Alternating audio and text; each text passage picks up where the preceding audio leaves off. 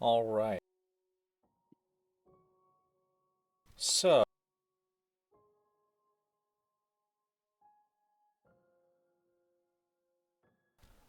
last time you guys were dealing with Azriel's strange infection that she had acquired when you were looting the warehouse for Verdigan.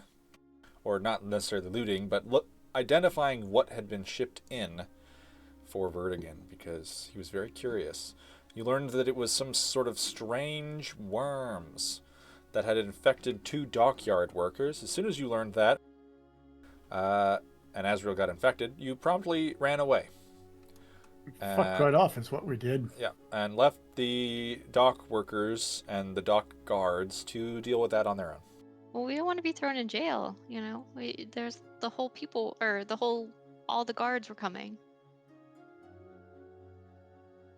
Okay, sure. Whatever helps you sleep at night. That's exactly why we ran away. I mean, that's why I ran away.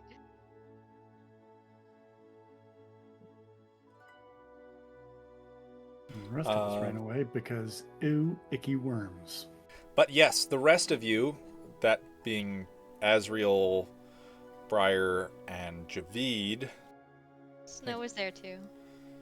I don't. Snow was He was not there. He was a bat when we were when Azrael was infected. So Snow he, was well, there, yes, but when and you then guys he were, disappeared. Yeah. that was Sorry, go two ahead. sessions ago. So last session, you guys were going up the mountain to cure Azriel to talk to the priests, and it was only Javid, Briar, That's it. Azriel. Yeah, just the three of us. Um, and the three of you got to the temple, completed a ritual to cleanse Azriel.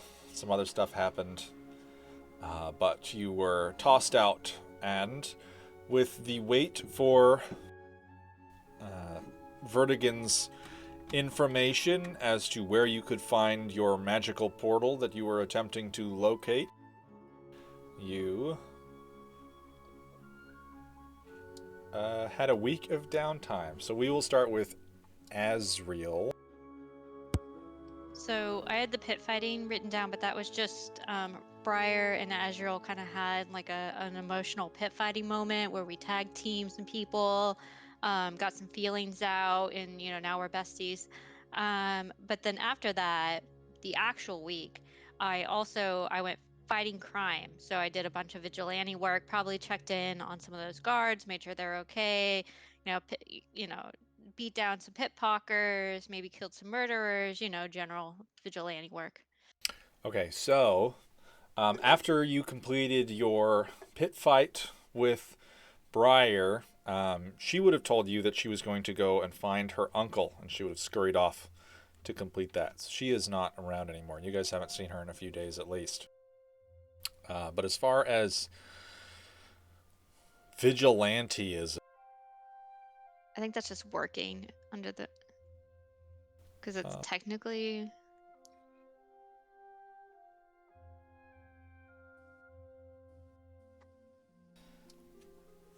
uh, it's more like crime. Okay, just the opposite of crime, but yeah, sure, we can do that.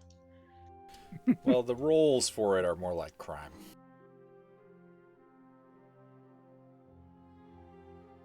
So, what kind of vigilanteism are you trying to do? Like, how difficult are you going I for mean, here? Like ideally low she would level go pickpockets or like? murderers, rapists, violent crime is what she's kind of going after. If she sees pickpocketing, she would definitely stop it, but her goal is more like violent crime.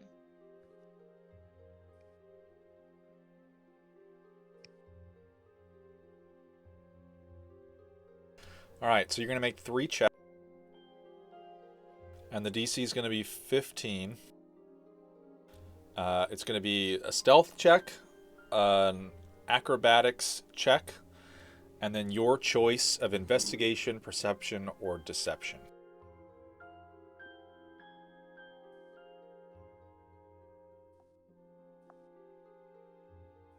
You said investigation, deception. What was the other one? Perception. Perception. Or no, sorry. Yeah, investigation, deception, and perception. Yeah.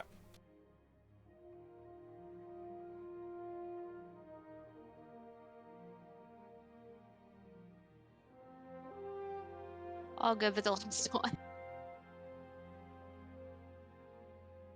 All right.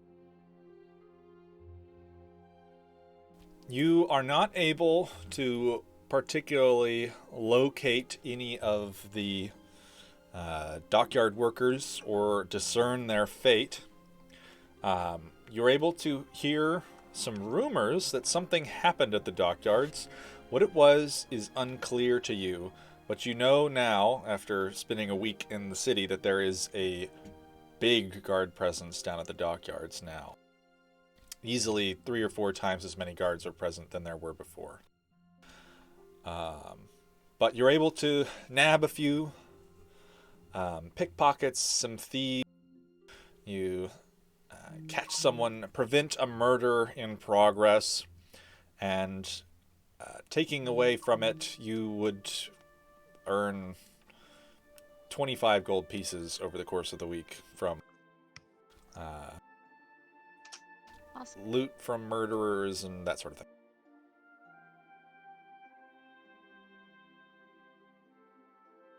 All right.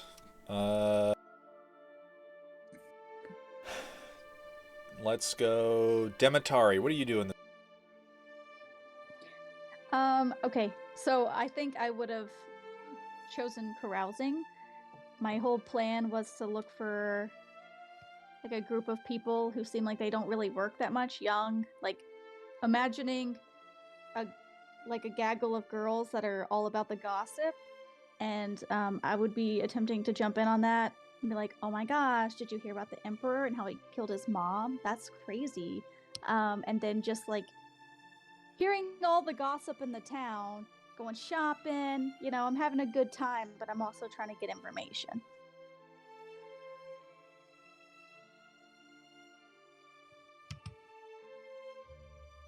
Can you hear me? Yes. All right. Carousing. You need to make one singular persuasion check.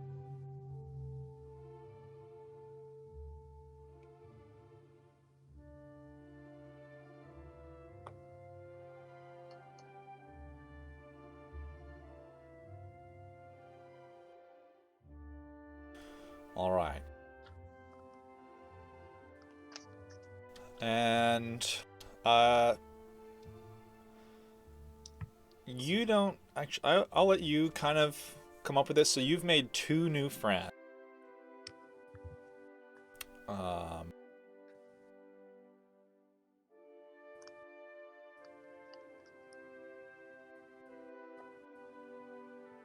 let you kind of decide where you would have, where you were hanging out. So if you have an idea of like a specific kind of person, like a guard somewhere, or maybe someone who works at the Imperial Palace, like maybe you made a friend like that, that kind of thing. And then I'll come up with another one for you.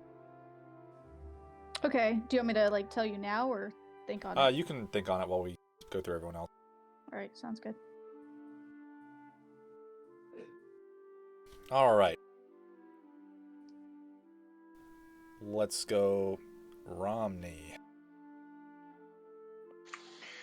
I would have found a church of Yondala and done some religious services. And if halfling presence isn't too strong, then I would have found something more akin to the dwarves. There aren't a lot of halflings, but you would probably know that at the top of the mountain, there's kind of like general religious services, and they kind of rotate through. So you would be able to go up there and perform your religious rites pretty openly and be welcome at the temple. I'd be up there just basically helping them out working, doing some soul searching, trying to reconnect with the god after the hell that was prison, and on the side doing some cosmetic alterations to my equipment. While you were up there, you might have heard of a half-dead girl who has a demon in her. Just, some rumors that might have been running around. Okay. Can I get you to roll for your religious services. So that is a religion or persuasion check. Go for it.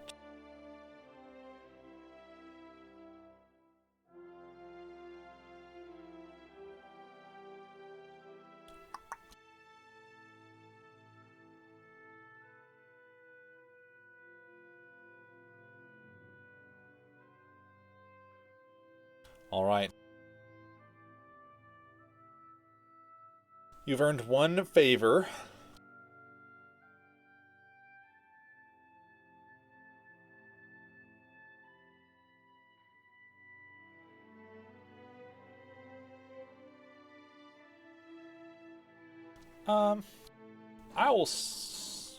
I'll say that you have earned a favor in the form of a deity's intervention later on.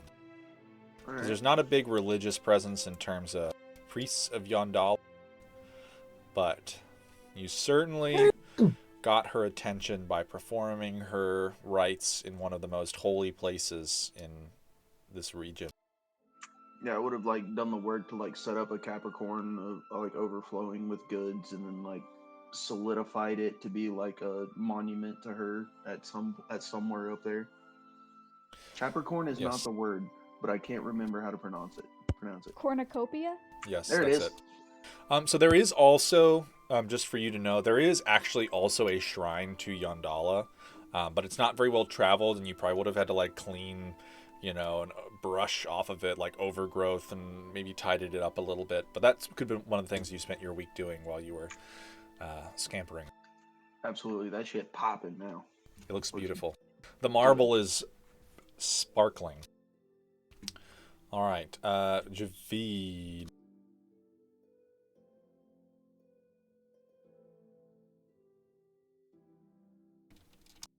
Javid's gonna spend time figuring out how this scroll works. We got a scroll,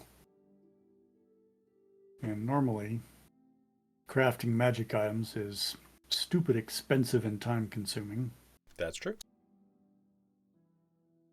So he's going to commune with whatever the equivalent of Coralon is, and figure out how to make this scroll work.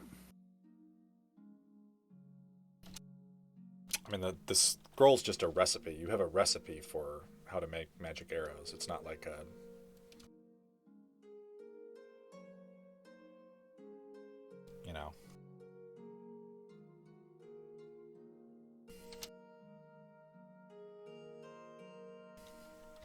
You can just craft the arrows. Right? You just follow it and craft the arrows. If you wish to purchase the good... Probably takes gold, doesn't it? It does These take things gold, always yes. take gold. So... Javid doesn't have any gold. You've no gold? 0. How do you have 0 gold? I don't know. That can't be possible. Probably because he doesn't track it. Yeah, I feel like you're just not tracking your gold. I have... What do I have? Well, it was all taken from me in the prison, and then... Yeah, but then we got our gold back. We've been shuttled, as far as I know, based off of, unless I missed something while I was gone, but we've been pretty much tracking everything together in the party fund. We haven't individually separated anything. So that's since Ronnie came in, but we got the gold back that we each individually had. And that, I have about 2,000 gold. And then in the party fund,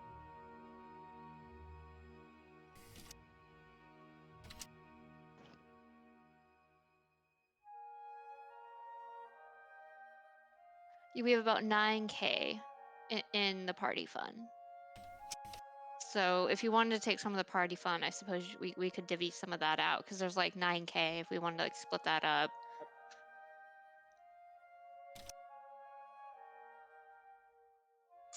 I also have 4K worth of stuff on me.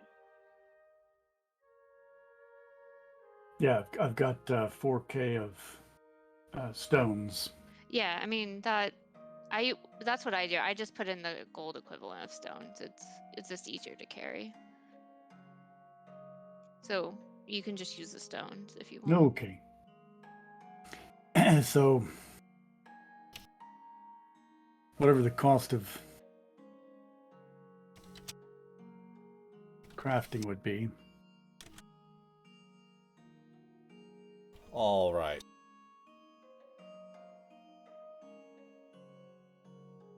All right, so you're really just making some arrows. They're pretty simple.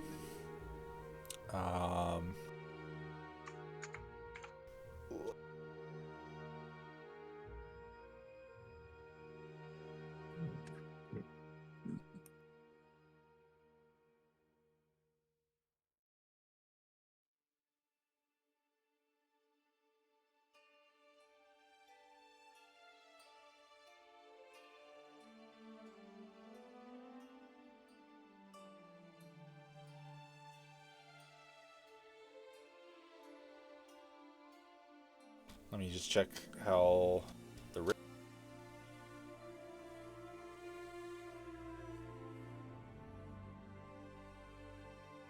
So what kind of arrow are you trying to craft?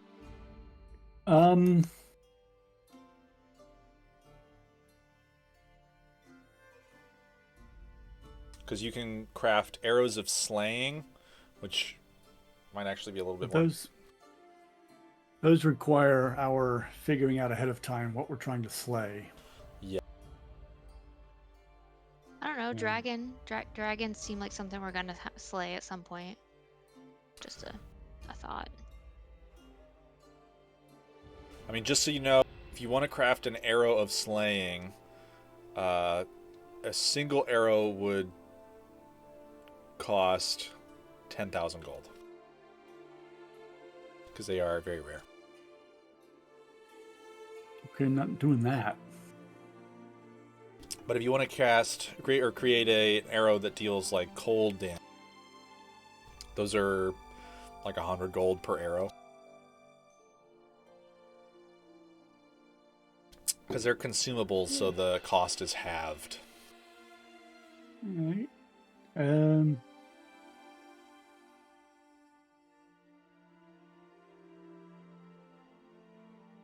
100 each. 100 each, and I would let you craft up to 10 total arrows. I think that's a little generous, I think, because it technically says it takes 2 work weeks to make an uncommon item, but realistically it's an arrow. Like, what's it take? Come on.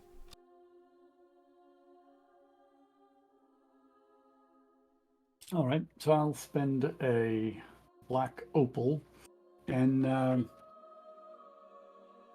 yeah, I don't know what we're likely to come up against. So we'll make a few of each. We'll say 3 thunder, 3 fire, and 4 cold. All right, so that would be 1,000 gold.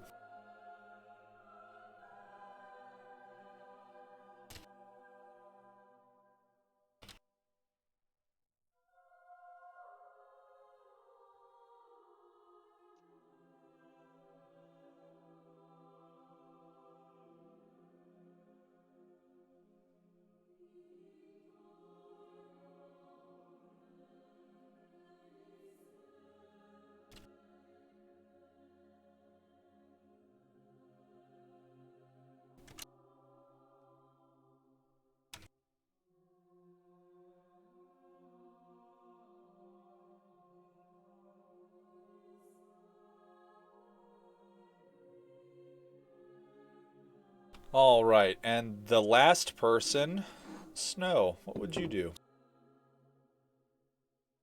Wouldn't you like to know?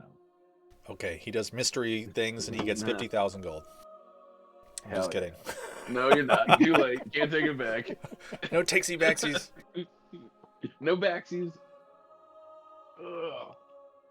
So basically, we spent the week researching and diving into tomes and libraries and whatever secret wells of information I could find about to see if I could find any mention of the library and potentially any other entrances or anything at all about it. Okay, So,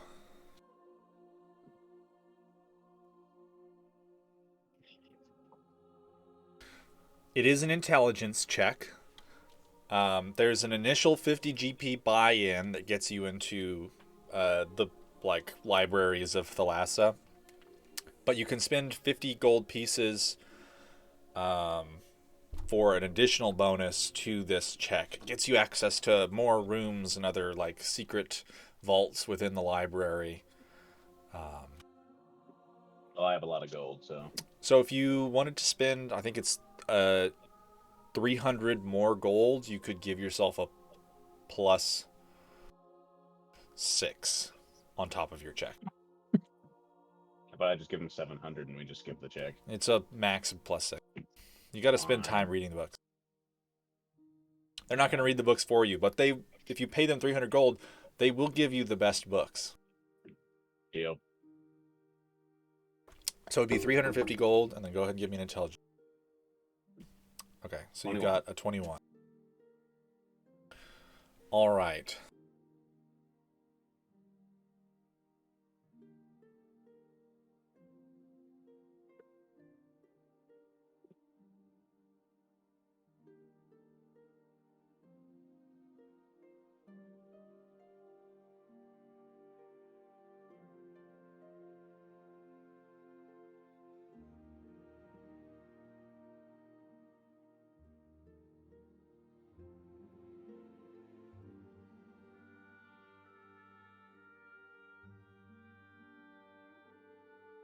Can I get you to roll me a d10?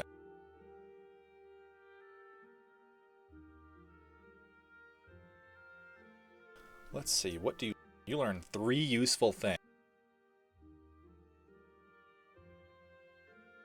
And you're trying to research the library.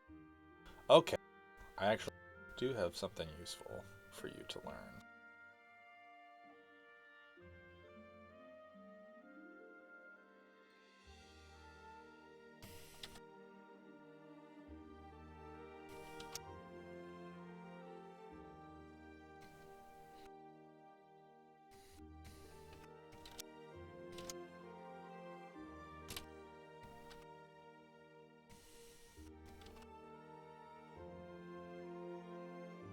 All right, so the first piece of information you learn is that there is, in fact, a tome that references a grand librarian, a dragon whose name you recognize as Adiranoth, who was the massive obsidian dragon who owned the library. Perfect. I was going to say, I'm looking for him too, Um, as a reference. The author of the book that you find details, and this is a relatively recent book, probably about 20, 30 years old. It details an interaction that the individual had with a kobold by the name of Mr. Cursed. He describes Mr. Curse, very similar language to Mr. Prince. He wore a fancy suit and had a monocle and wandered around in a very atypical kobold fashion, inviting the well-learned to visit the library. Is that curse or cursed? Kurst, Mr. Cursed. Ah. And in inviting people to his library, he had a caravan that he traveled with. The caravan was pulled by 2 large drakes. Inside of the caravan, when the author was able to convince Mr. Cursed that he should access the library, there was a large obsidian mirror. And Mr. Curse, upon saying, "The knowledge is mine," in Draconic, the mirror activated a portal and took the 2 of them to a strange library of which the author did not know the location of. Was that last part? What did he say? The knowledge is mine. Knowledge. Okay.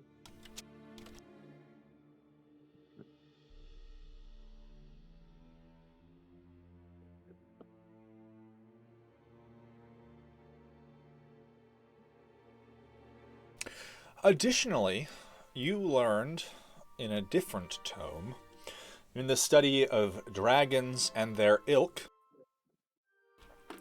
that the tome was a study of arcane things, specifically the way magic is transferred through the world.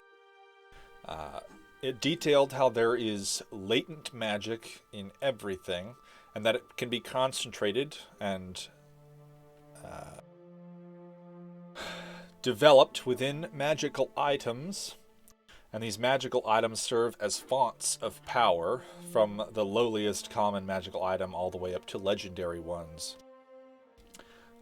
But the author took specific interest in how dragons enjoy collecting magical items, and that they, collecting their hoard, rest upon it and absorb the magic and grow larger.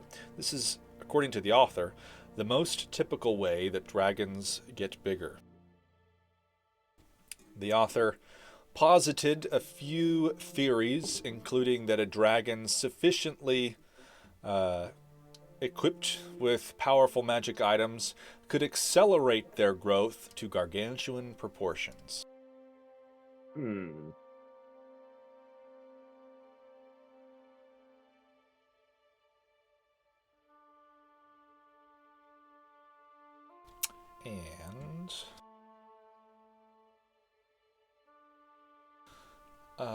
let's see, a third useful piece of information.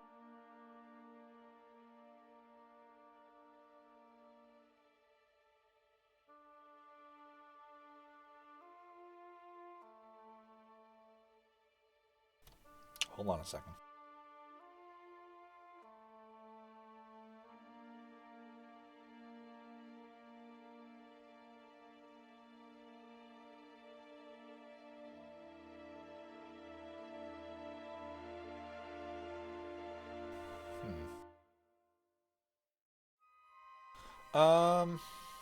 That's tough. What else would be useful?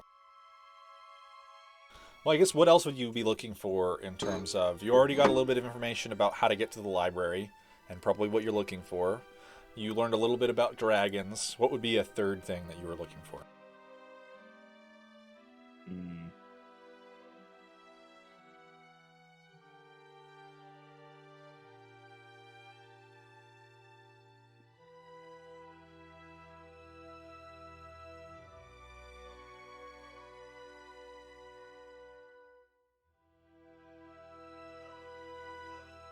Could be any topic. It could also be in regards to the last two things if you wanted clarification or further What research. about the dragon who runs the prison? Would you be interested in learning more about her?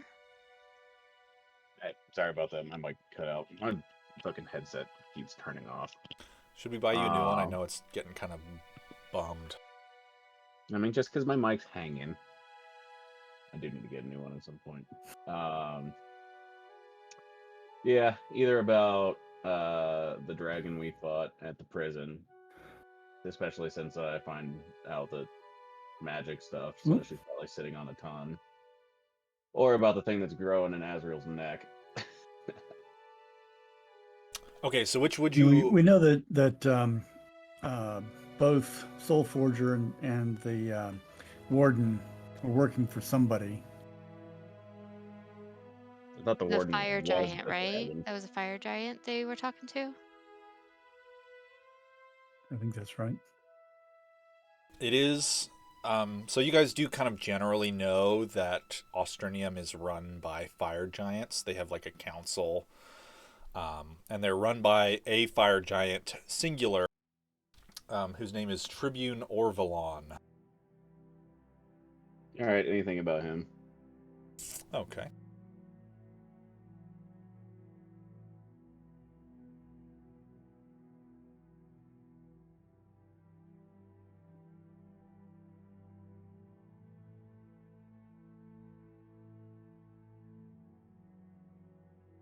All right, so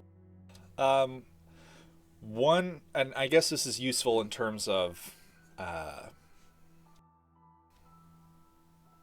learning nothing is just as useful as learning something in some cases. You don't find anything about... You find specifically there is a book that doesn't really cover anything that you don't know already. But one of the things you learn is that the author of a book writing about Ostridium, political maneuverings and machinations within the last 20 years, the author brings up the fact that the way that the fire giant caste system has adjusted in the last 20 years is unprecedented, and that it is unusual for a single individual to rise to power like this. But one thing you guys would know is that Tribune Orvalon used a superstition within the fire giant community. Hold on. I'm trying to find where I actually wrote this down.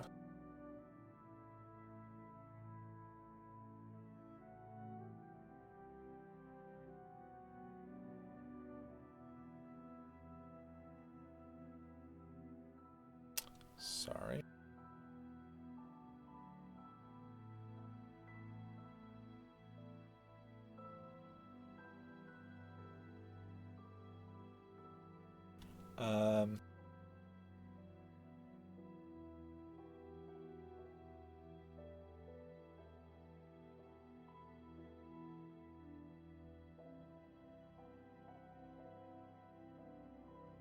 Okay, so you would learn that there was an ancient fire giant, some many ages past, whose name was Zornos, who allegedly rose to godhood, and Tribune Arvalon convinced the other fire giants that he is the rebirth of Zornos, and that was how he was able to collect so much power within their culture.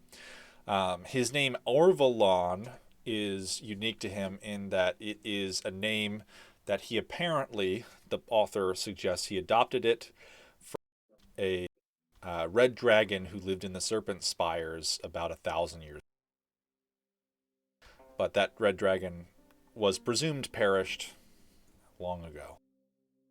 And he adopted the name as a powerful, callback to an ancient individual. Hey, so the warden was the dragon, right? Yes. Yeah. Okay. She was a blue dragon, though. She was a blue dragon. She's not Ovars or Ovars, excuse me. She's a different dragon. Orvalon is this fucking red dragon. Yeah. There was a red dragon. Years ago. There was a red dragon. He is the red dragon. There was a red dragon 1,000 years ago. He is the red dragon. We don't know. Smiling. We don't know. Smiling. No. I mean, it does sound very legal, but we don't know. No. I'm willing to bet all the gold I have that he is that red dragon who adopted the name because he knows the lore, because he's from that long ago, who is collecting magical items and information to get super powerful.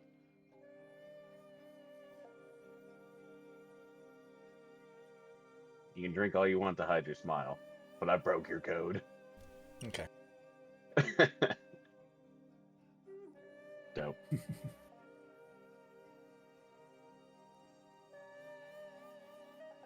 All right.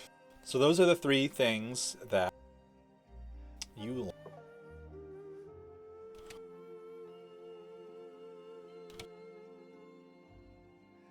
Hold on, give me a second to write this.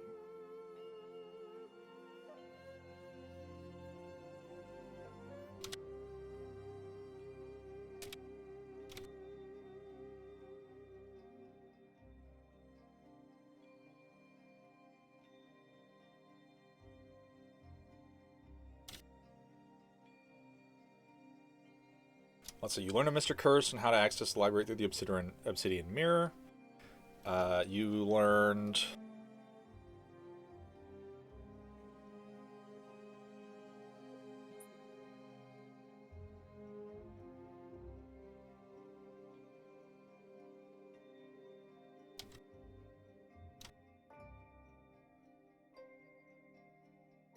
that there's latent magic and everything. Dragons use it to get super big.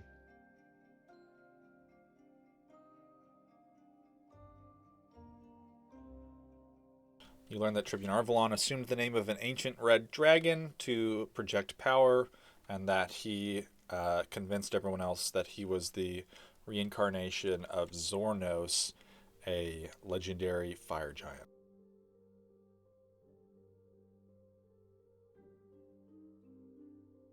Yep.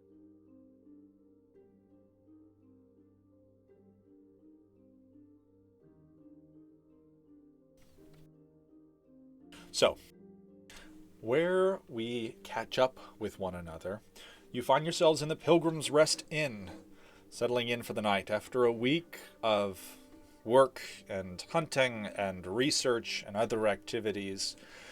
In the tavern, as well with you, is Romney, who you have not seen in some time. I just give him the stink eye. I'm just looking at him like, where were you? I just smile. Hey, sorry I've been gone, guys. Yeah, like you better have brewed up a nice, tasty batch of beer for us for all of that time you spent not helping out. I got one curing. It just takes longer than a week to do.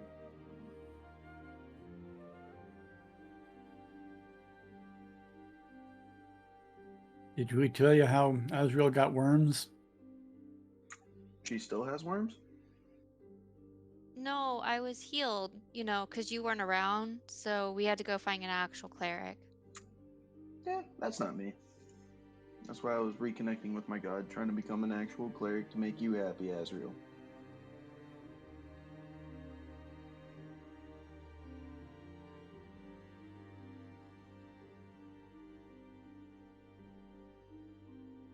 All right, so what's next on our plan? Briar's still missing, right? Well, Briar is not there.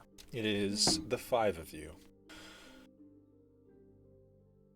Well, Briar is looking for her uncle.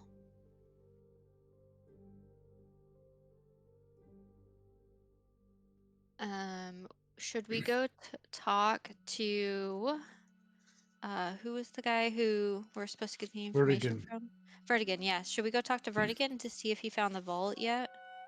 As you begin to discuss, a burly individual sidles through the tables and, approaching your table, grunts a greeting at you, lifts open a satchel, pulls out two scrolls, one of them very small, tosses them on the table, and kind of in a low growl, Verdigan sends his regards. And then he kind of, like almost tips his hat to you and turns to leave. Well, that doesn't sound sketchy at all. Right. So I pick up one of the scrolls. Is it in common? So there's two of them. One of them is larger, and it is sealed with a red wax seal. The other one is smaller and just kind of rolled up.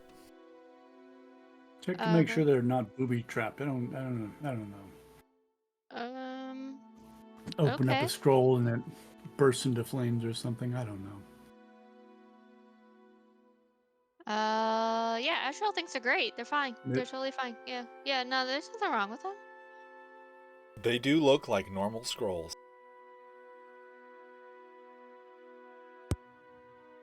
Alright, I'll pick up the one with the seal on it and open that up.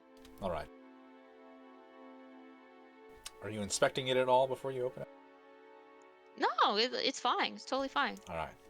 You pop the seal open, and you're able to read the scroll.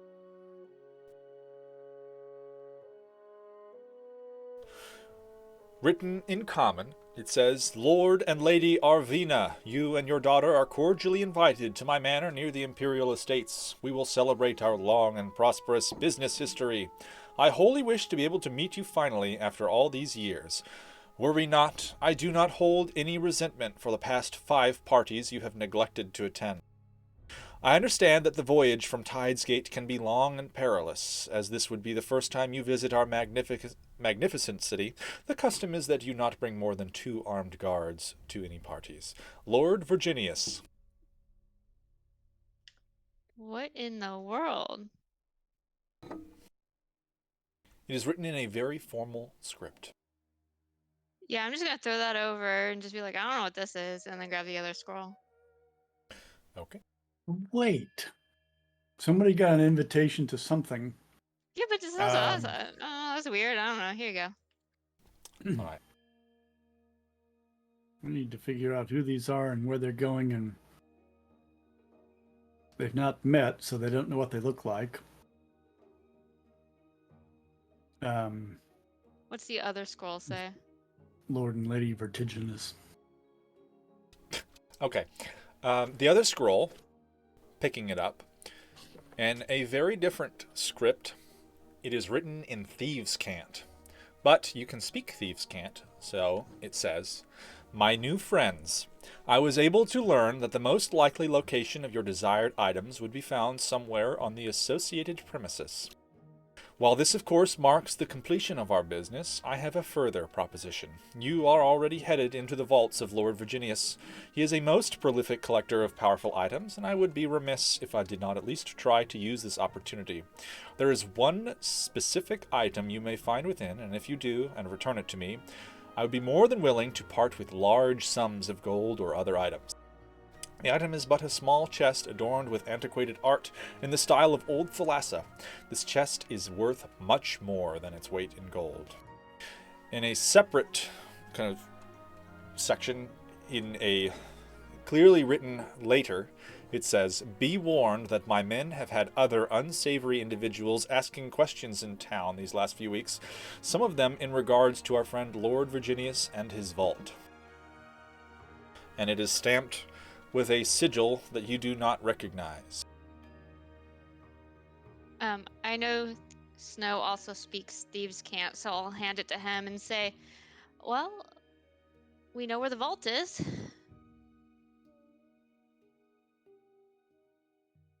Does this chest that it's talking about, does that spawn any memories, since I do, am kind of old, and I'm, my parents Yes. did deal in magic items. Give me an Arcana check with advantage, and it does include a drawing of the chest on it. It's kind of a rudimentary drawing, but it does include a... The chest's image that you can see on it does seem familiar to you. It is a rather dangerous, not necessarily in like a worldly dangerous kind of way, but certainly very dangerous to individuals who would hold it or possess it. Dangerous, how, like, it would, like, kind of curse them in some way, or? It contains curses. It is used to hold and store them. So using it or opening it in any way can cause you to get cursed. You recognize the name as the Pyxis of Pandemonium. You recall that. Okay. I probably will say this in Thieves' Cant to Snow, because I probably don't want to alert the other patrons. And I can talk that way. Well, actually, the other patrons probably do speak Thieves' Cant. What do I speak? Snow, what languages do you speak? I speak Common, Draconic, Dwarvish, and Thieves' Cant. All right, I'll tell it's in Dwarvish. Dwarvish is probably a language that's unlikely for other people to know here. So yeah, in Dwarvish, I will tell you. I know that chest. That's the Pandemonium. It holds curses, and you shouldn't touch it. That's a very dangerous chest he wants us to collect. Are the rest of you able to see the two notes? Yeah, we're sitting around looking. No, I mean, I showed them to you. You popped them up on Okay. on Forge. I see them on Forge. I also speak Dwarvish, so I heard that. Romney goes, "What?" I just don't want the other patrons to be aware. Yeah, Yeah, he wants us, and this is all in Dwarvish because I'm trying to not alert other patrons. Yeah, he wants us to steal a very dangerous chest.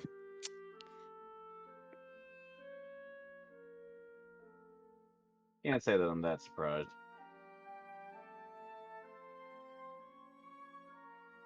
And it looks like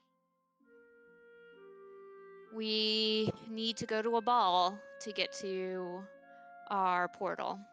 So that's 3 people. We need a married couple and a daughter, and then 2 armed guards. So that's 5 of us. I mean, there's 5 of us here, but we're missing Briar. But Briar could, well, I mean, Briar can't transform. We do have. I can turn someone invisible. I can Well, turn someone invisible. I don't So think if we we need have, it. I think Javid and Azriel are Lord and Lady. yeah, Dimitar is the daughter. yeah, And then me and Snow are the armed guards. yep. And then if Briar shows up, I'll just turn her invisible.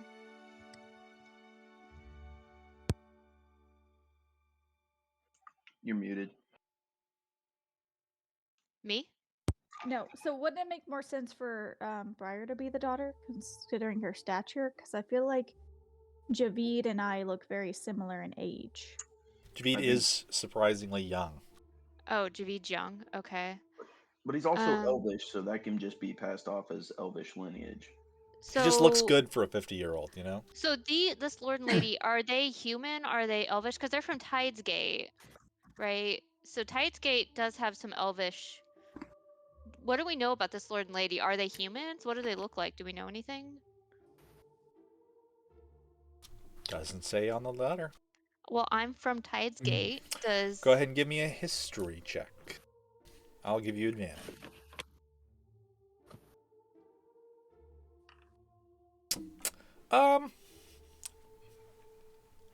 You might have heard their names in passing to the extent that they are wealthy and reclusive.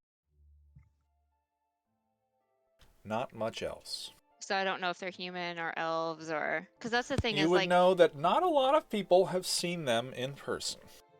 Because Javid is an elf. I'm a half-elf. Well, I look like a half-elf. I'm technically not. But I Dimitar can look is like human. anything I want to be. Well, me too. But it's probably better if we don't use, like, magic. I also can scry on them and figure out what they look like. Well, don't you have to be familiar with them to describe on them? You do not. You can just Oh. guess. It is more difficult to scry on people that you do not know, but you can scry on. Yeah, that's not a bad idea to at least know what race they are.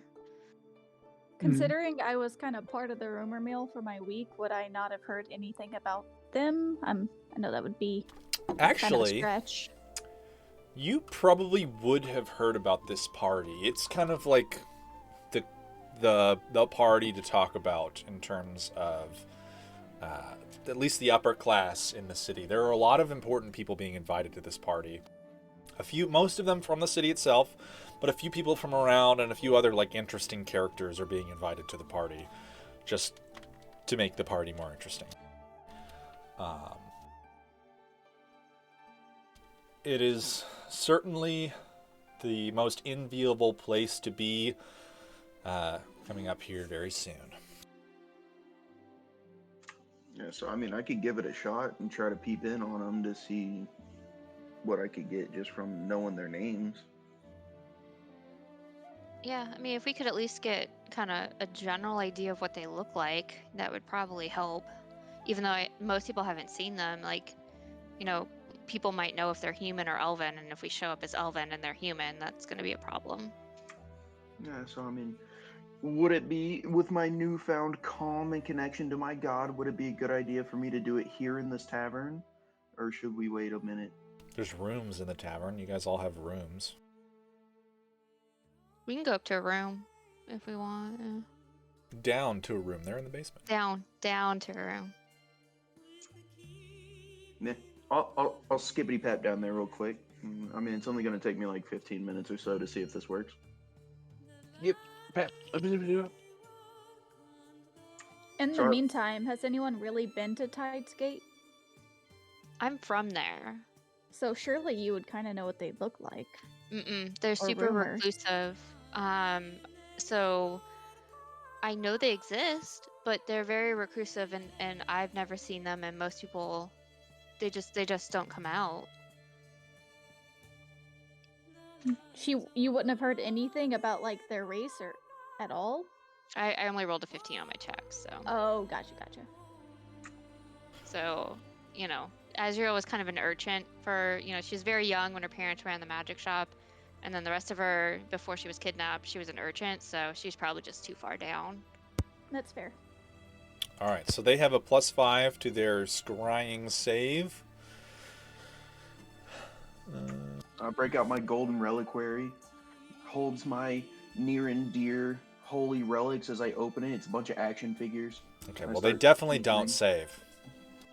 I start playing with them, and then in the doorway of my reliquary, it kind of opens up like a mirrored glass. My eyes go white. You What do I can got? see the Lord and Lady Arvina. They are rather plain-looking half-elves. A little bit older, maybe in their 60s. Little kind of streaks of gray hair running through their hair. They are seated in a dark kind of parlor, sitting in front of a fire atop 2 chairs, reading books quietly amongst themselves. Around them, can I see if it looks like they're at home? If it looks They're probably like at they're home. away? They're definitely at home. Do I see a daughter or anything in You don't there? see anybody else in there. It is totally empty. There's a window in the corner. The shades are drawn shut. The 2 of them are rather well dressed, but they're definitely at home. Okay, they're wearing their silken, Hold on a house second. suits. Yeah, they're wearing like silk house pajamas, kind of. Hold on, let me see who's got the But are they highest douchey enough to have their passive perception or passive investigation. That would be Romney. Romney. You would have been able to tell if you had picked up the scroll, the invitation. 2 things about it that are somewhat important.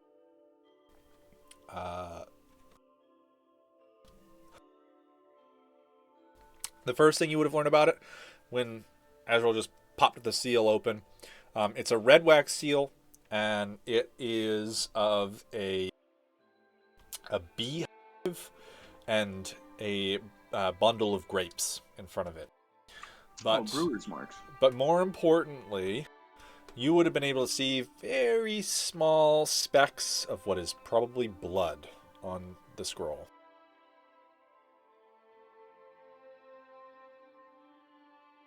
So they definitely killed the messenger. And most notably, because you're probably smart enough to tell this with a super high passive investigation, Azrael was the first person to open this scroll.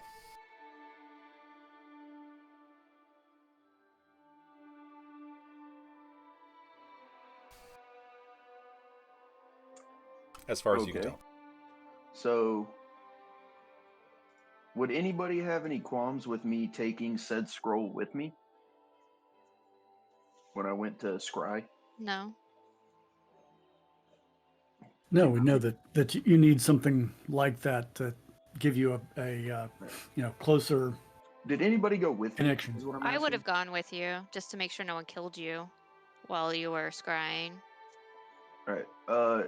After I get the image of the Lord and Lady, I'm gonna immediately go into scrying on whose blood it was on there. It's probably the messengers. But if I have don't if I know.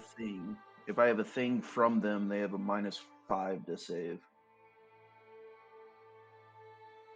I actually don't think you could scry on someone using that little information. Because you have to pick a specific creature.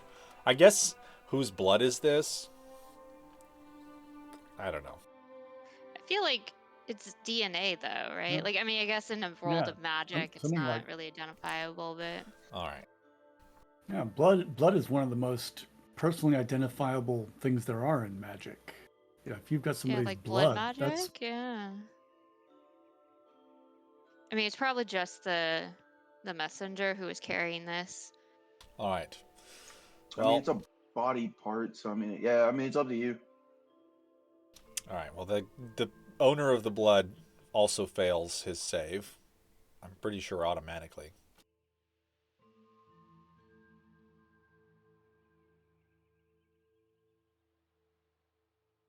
Okay. I'm playing horsies and ponies with my little figurines. Yes. Never grow up. It's not worth it.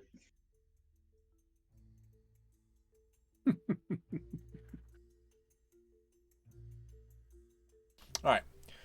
You are looking at a dock, definitely in the city of Thalassa, and you are staring at a number of barrels. A dock worker lifts one of the barrels onto a thing and begins carting it up onto a ship. There is a marking on the barrel of the Cadian Trading Consortium. Acadian Trading Consortium. You probably, that doesn't mean anything to you, but to No, not even. Asriel and the others who have met privately with Verdigan, you guys would know that Verdigan runs the Cadian Trading Consortium. Alright, so I'll turn around and I'll look at Asriel, my little pony in my left hand.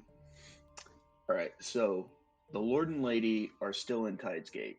They're half-elves, older in look, so we can probably get like a disguise kit, make, probably you and Javid look a little older, a little more gray. We need to make Javid look a little human. Shouldn't be too hard, we could Yeah. even like paint some, we fell into some trouble on the road, kind of Okay. like a little wounds or something. Also, there is blood on the scroll, and They whoever killed owned it us. is currently stuffed in a barrel getting loaded on a ship. He's probably Well, fine. That's unfortunate. However, that means that no one knows that we have this invite, or That's the kind invite of didn't make it to that's the kind Lord of and Lady. what it was looking like. So I think we're safe to. I don't even think we have to pretend to be them because they have never met them. Well, no, we should, right? We pretend to be them, whoever, right? So two of us are the Lord and Lady, one of us is the daughter, 2 armed guards, and we go in, and that's how we get access to the premises. We go to the party as them, and then we steal some shit. We should probably tell our homies about it, huh? Yeah. Quick Alright, I go back. question: How young does Demetari look? Pretty sure she's young. Like, could we make Demetari look half elven? I'm Kalishtar, so I kind of already look half elven. Okay, perfect. She looks like a weird waifish human. Okay, yeah. No, we'll get her some ears and call it a day. Symmetrical to a fault. It's like awkwardly symmetrical. Yeah, because I have a disguise kit. I'm sure David has one too. We can just kind of put some makeup on or something. Oh, I've got a disguise kit too. It's one of my So, sure. favorite reasons Kalistars exist, because like in their description it says like unnecessarily symmetrical. It's like that's weird. Well, that means that they're very, very pretty. That's what that means. But yeah, let's go back and tell everyone that we have a plan. So you're saying Demetari's a smoke show, is what you're saying? Yeah, she's very pretty. That's why she gets hit on all the time by random other Calisaris. Because she's just very It pretty. happened one time. Yeah. And he Each wasn't even time flirting. They look at me and they're like, also creepy, you know? Just because She you're a looks- necromancer doesn't mean you have to ghost everybody, all right?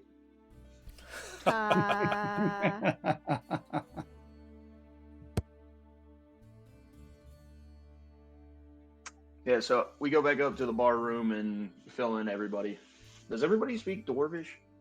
Actually, when Azrael was talking in Dwarvish, could I did I notice anybody picking up what we were putting down around us? What's your passive insight? 19. No. Nobody was really paying attention to you. Everyone else is busy.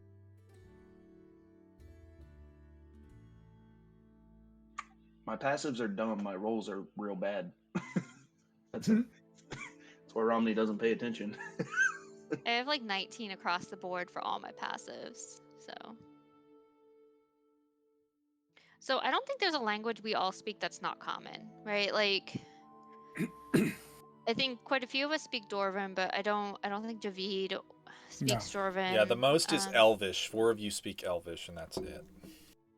And then it's Dwarvish and Draconic are 3 of you, and then Briar and Javid both speak Sylvan, and Azrael and Snow both speak Thieves' Cant. And then there's Halfling, Marquesian, Corey, and Undercommon that one of you speak. Is it in the player's handbook for the languages? Yes. Is what? What language? What do you mean? Wait. Like just a list of languages is what I'm looking for. I think there's a list in the player's handbook, yeah. Mm-hmm. But some of the languages come from outside of the player's handbook. Right. Marquesian comes from the Tal'Darai source book. And I probably should have told you that one wasn't going to come up a lot, but here we are.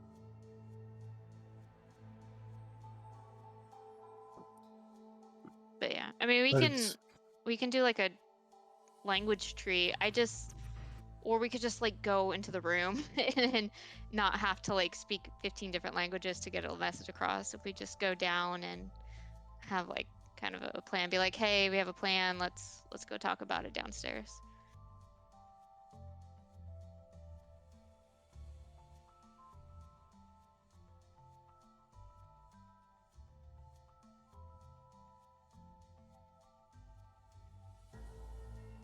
All right. So we talk about the plan and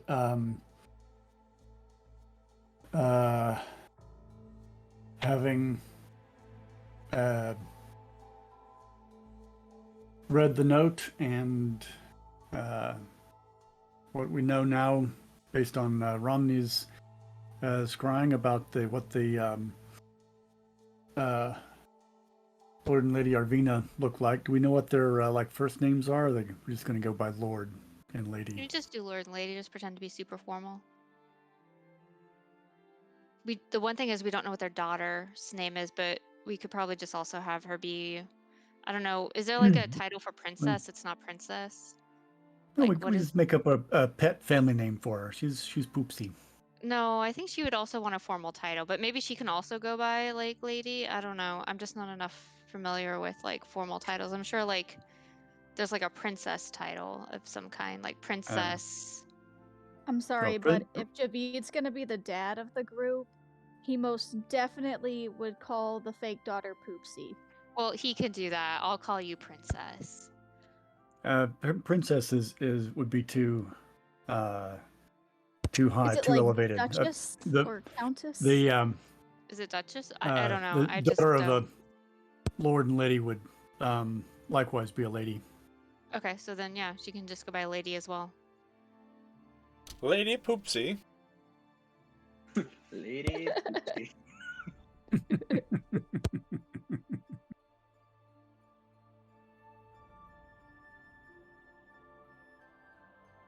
All right. Do we just have to figure out when this is? Well. And hire a. Oh yeah, no, I totally forgot to do that. It's tomorrow. Oh, I was. Okay. I'm sorry. I was trying to figure out. I wanted to put a specific date on the thing, and I was trying to go back in time to figure out what day it is today in the game, and then I got distracted. But it's tomorrow. Tomorrow. Okay. Demetari would know that because she was the one who knew everything. She heard it from her, Gossip Girls. Yes. Her friends, of which one of them she has to tell me who they are, so I can write it down. Okay, so I would imagine it would be a girl that is middle class who wants to be in the noble category, so she knows all about the nobles, but her dad's probably just like a merchant. Like a fish merchant. So she always just kind of smells a little bit, so she's not really invited to the sleepovers. Damn, no. You know what, though? That would make sense, because I would probably be like, yeah, that smells familiar. Like, smells kind of like death. I'm in. All right. Your fish merchant named Camellia. All right, cool. And your other friend is a guard from the Imperial Palace who enjoyed how morbid you were, and her name is Senia.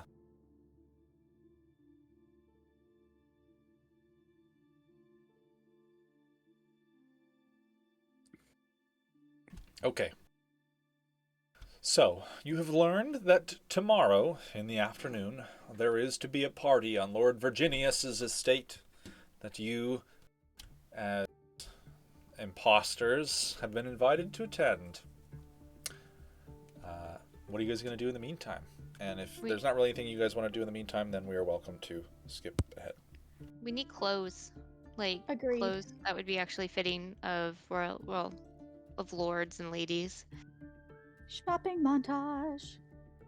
All right. For some reason, every time it's like a shopping episode like that, the theme for Rainbow Road flashes through my head, just like ding, ding, ding, ding, ding, ding, ding, ding, you know. All right. So, you're going shopping.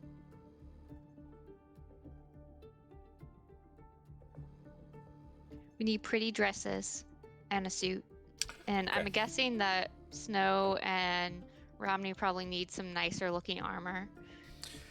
So, if you wanted to get 3 sets of aristocratic robes from the city of Thalassan, it would cost you 30 gold pieces. And these would be, very fine, well-dyed things, perfectly fitted to you. Is that each or total? Total. 10 gold pieces each. I feel like even though Briar's not going to be visible, she should probably also have a nice she outfit. is not there. You guys haven't seen her in a couple days. Can we get her something? Yeah, we could buy her a nice one that she could we'll just... buy her a little...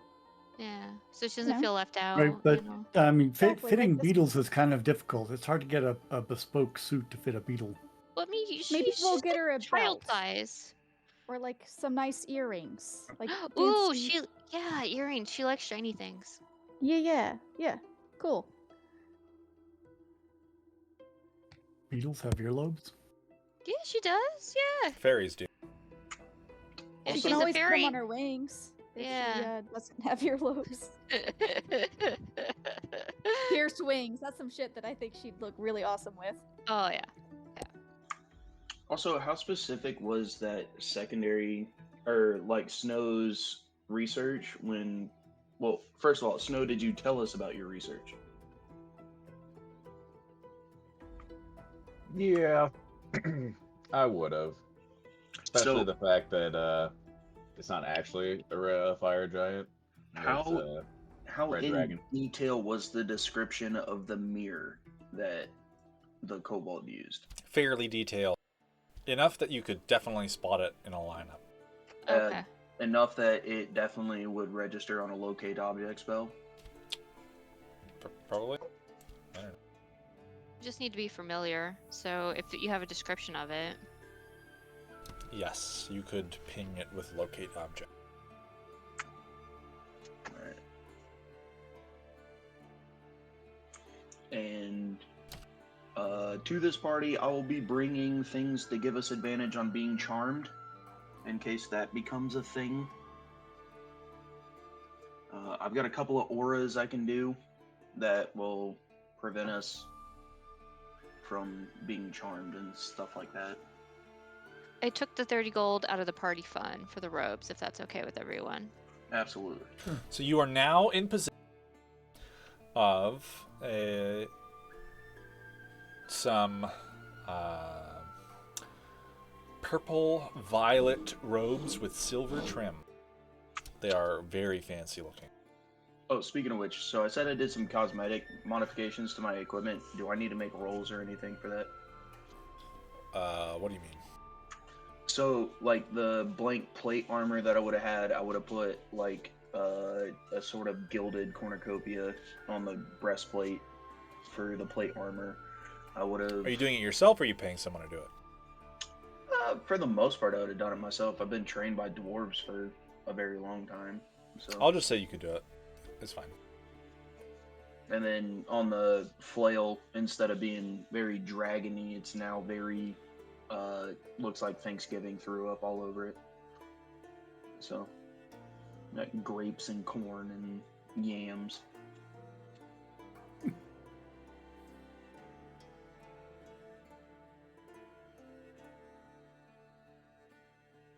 Hey man, dedications to the god. She's all about the cornucopia overflowing with the bounty.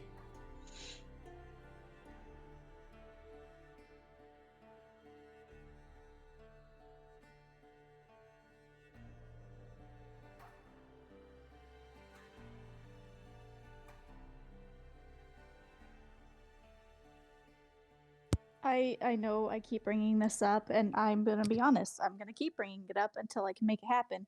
While we were out shopping, was there a bag of holding that I could purchase?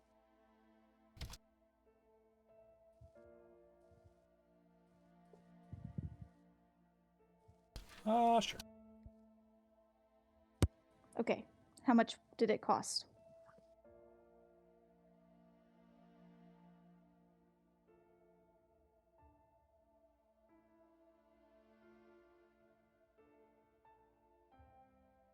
Hold on.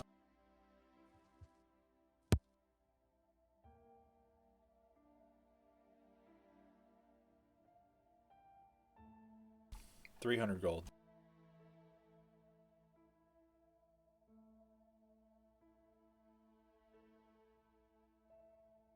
All right, cool.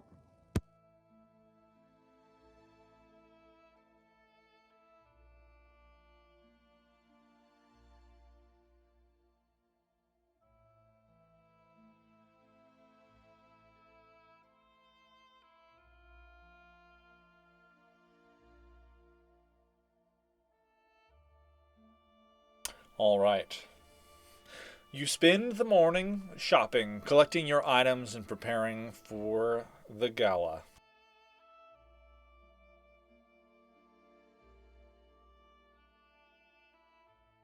And we'll probably also use the disguise kit to, make us look all half elven, appropriate age, up and down as needed.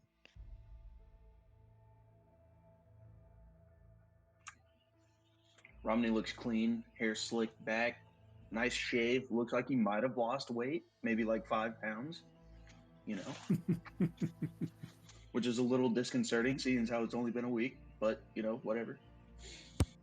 Oh, I would have just assumed it's because you shaved your face. It's like taking a picture.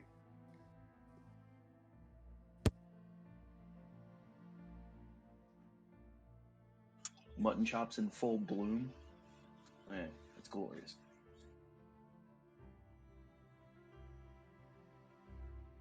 So, quick question. So 4 of us speak Elven. Which one doesn't speak Elven? That's me. I only speak Common, Halfling, and Dwarvish. I don't speak Elven either. Wait, you don't speak Elven either? Okay. No. I speak No, Briar does, I believe. Common, Draconic, Dwarvish, and Thieves can't. Well, I guess that makes sense. The people who are pretending to be half elves are the one that actually speak Elven, so that's good.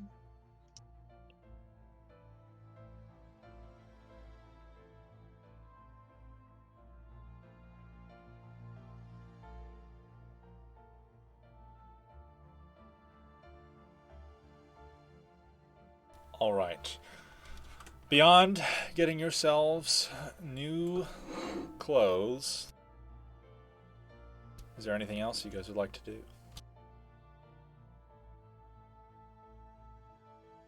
I'm gonna practice formalities like bowing and I'm sure I've seen this at some point, so I'm gonna just try to practice being formal.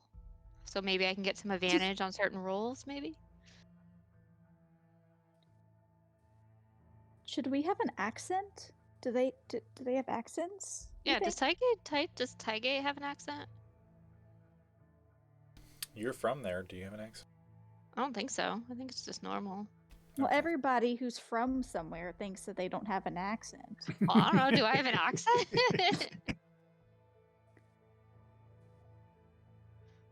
I assume that it's just like normal. I mean, there's at least from kind of how I'm thinking about it, and I know it's your city, so Liam, you can say me wrong, but I feel like there is some elven influence, but not like heavily, like they're all elves or anything, but there is some kind of elvish like culture that's kind of been ingrained a little bit in it. A little bit. It's old, but there definitely is a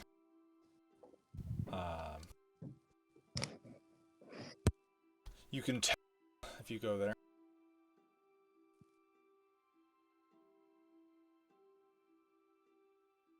Okay, So I guess we Adam- should just be slow to speak, you know? Yeah. Yeah, like we normally speak in Elvish and not Common. Right. And also, since we're reclusive, we can be wallflowers. We're here because we're trying to get you a husband. I'm sure that'll go Also, well. because we've got business dealings with Virginius. We need to do a little bit of background check on what kind of business that is. What's a trade, that sort of thing. I mean, So do we if- know what kind of business they have? Like, I don't want to be inventing stuff that's not real. Like, it seems like he just invited us to a social gathering.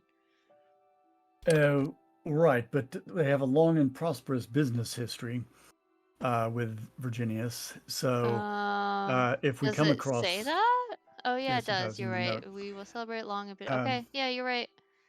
Okay.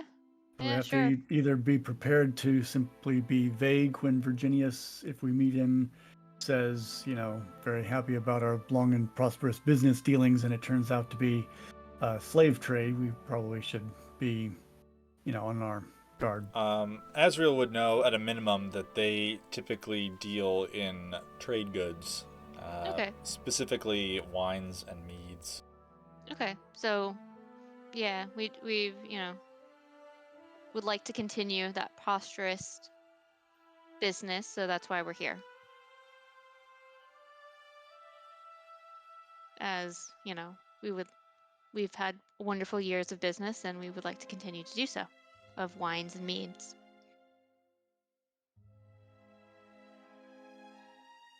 The trip was quite hazardous and we probably won't make it again. Okay, fine. Oh.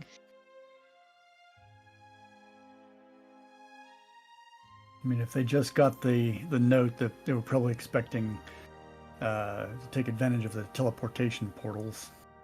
All right. Well, because it says in the note, I understand the voyage from Tide's Gate can be long and perilous.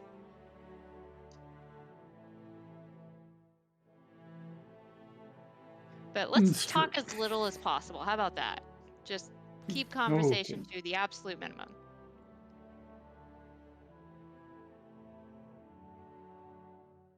And would Javid be able to draw upon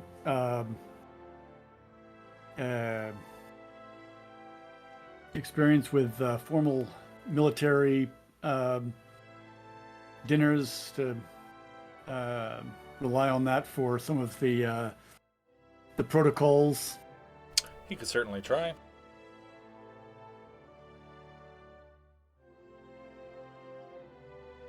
I feel like that would be his closest exposure to anything approaching what a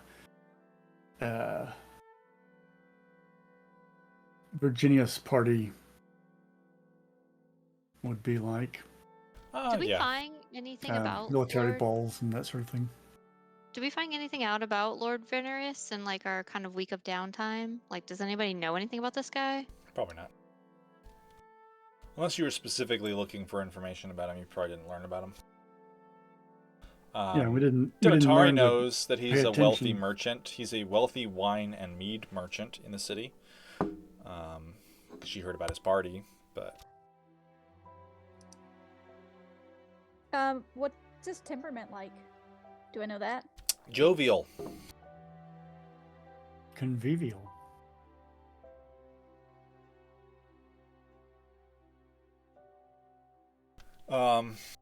You would probably also have known, along with the letter from Verdigan, that he is obviously exceptionally wealthy and that he does collect magic trinkets. Ooh, do we have something to offer as a gift? That way we don't have to talk as much. His love language is gifts. Stuff. There we go. Yeah. We got anything that would be of interest to a collector?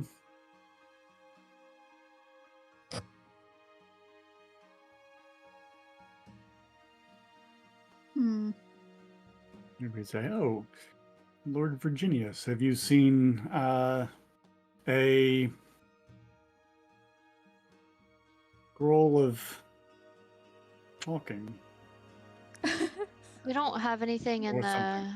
party fund. At least, I think all magic items we kind of divvied out because there's no magic items in the party fund.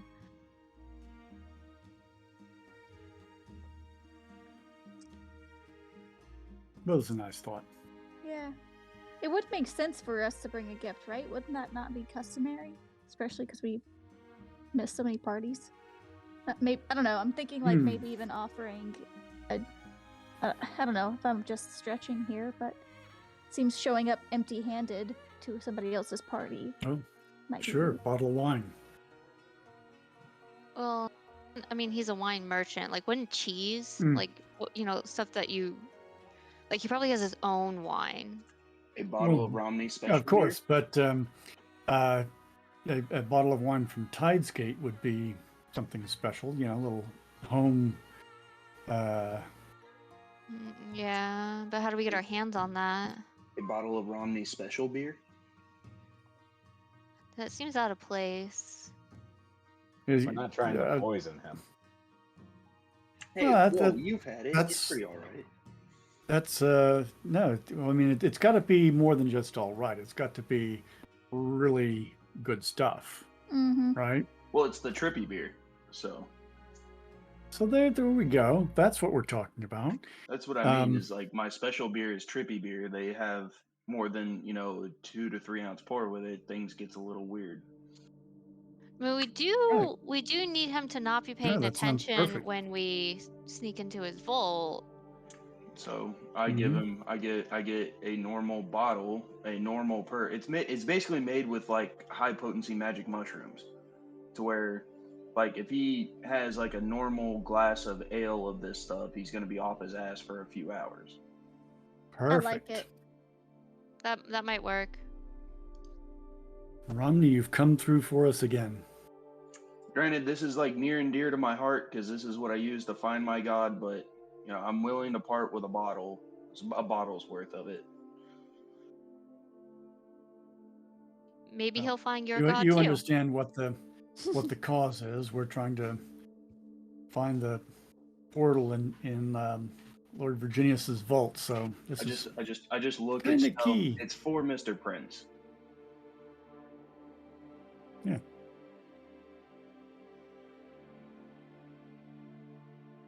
Oh, and I mean, Briar would, if she was here, she'd probably offer to, like, I don't know if she can make cheese, but something that would pair well with that beer. I feel like that's something she would try to do. What pairs well with your ale, Romney? Like, do you think it's more like a bread nice goat or cheese? Yeah, let's go find some goat cheese. So Yeah, speaking from experience, the best thing that pairs with this beer is good vibes.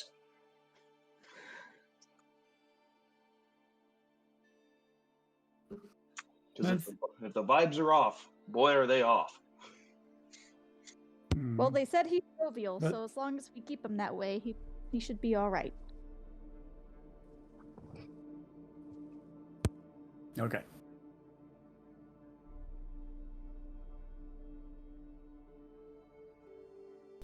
All right. All right. So can we get the stuff to? So we obviously finding a bottle is fine, but can we get the stuff where Demetari can artsy fartsy a label for it to make it look like super bougie beer? Sure. I'll let you do a performance check with advantage. So getting a bottle, getting the beer, and if you actually wanted to get the goat cheese, it would probably cost you about 5 gold to get all those things. All right. I'll also take that out of the party fund. And I'll do enhance ability honor. I'll burn a second level spell slot for that. It's also the night before, so these are kind of like all freebies, right? Sure.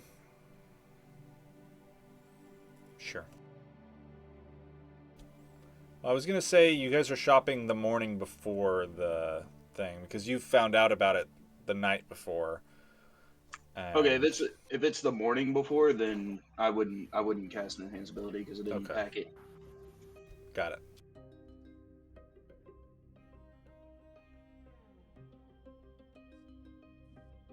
All right, go ahead and give me a performance check.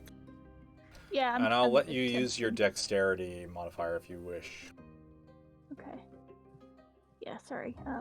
Foundry keeps trying to kick me out.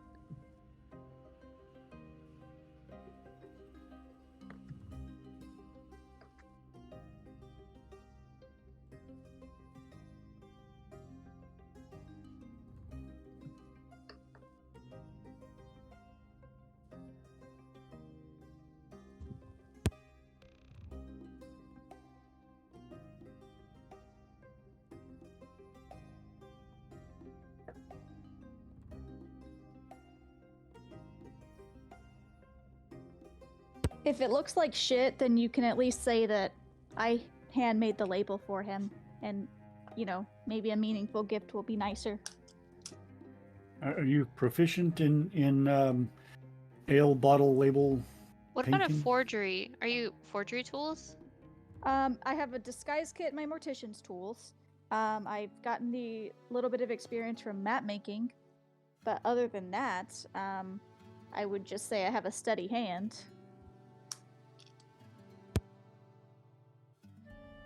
But you're not proficient in performance? No, I don't believe so. Hold on. Okay. All right, you would be able to create a label. It's not No. beautiful by any means, but it is a label. What does it say on it?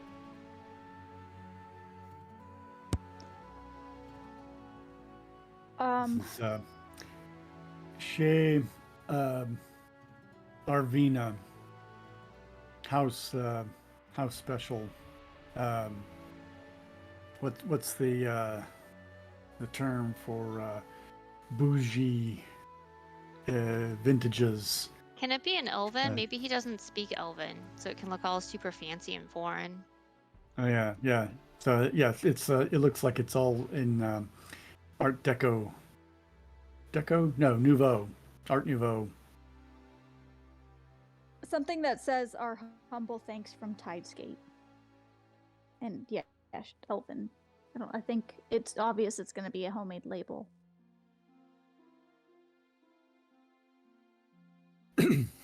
And then we can sign the bottom of it. Yeah. All right. So, you label and sign the bottle. Is there anything else you guys would like to do? I think Keep that's saying it. that like we're missing something important. So, with Snow and Romney as your guards, Javid, Azriel, and Demetari, what are you guys bringing? You are wearing your robes, but what are you bringing with you? Well, so I'm the armed guard, so I feel like as long as Demetari, as long as you're cool with it, I can take the bag of holding and we can pack everybody's weaponry in the bag of holding.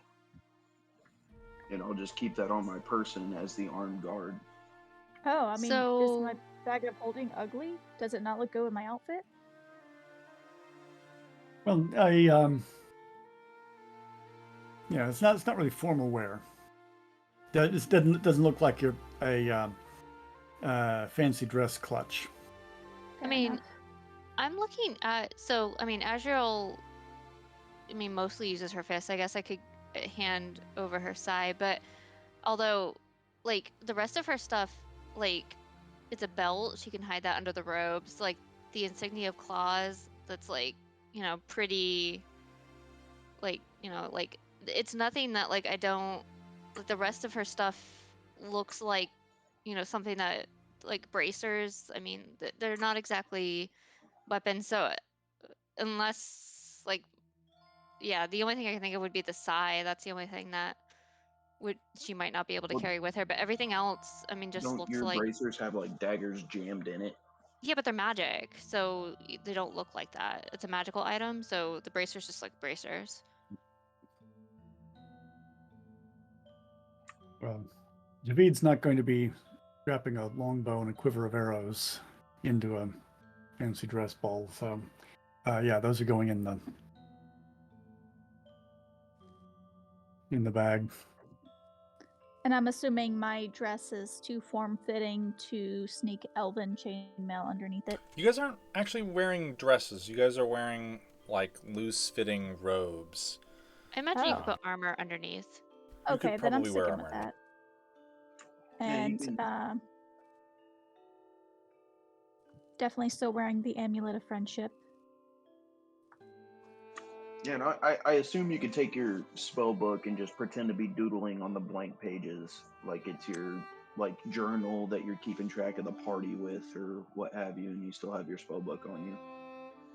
Well, she's in school, and this is her assignment from her tutors to get out of class. So she's got to write a report later. Yeah, Dad said it. High flashbacks.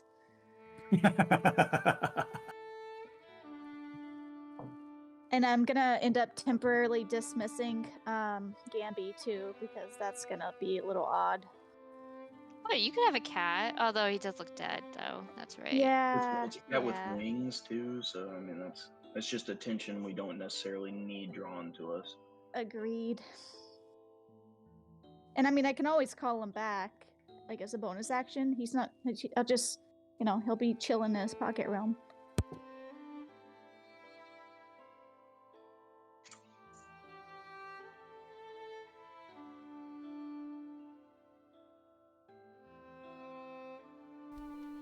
All right.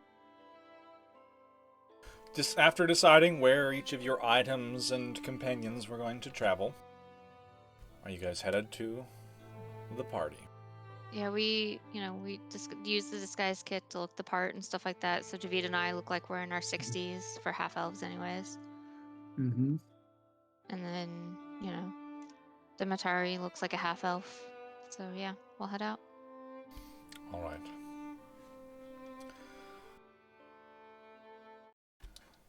You arrive at the manor house of Lord Virginius. The sky is orange with dusk. And this is where I think we're going to stop for a little bit so we can take a break before we get into the manor and the party itself.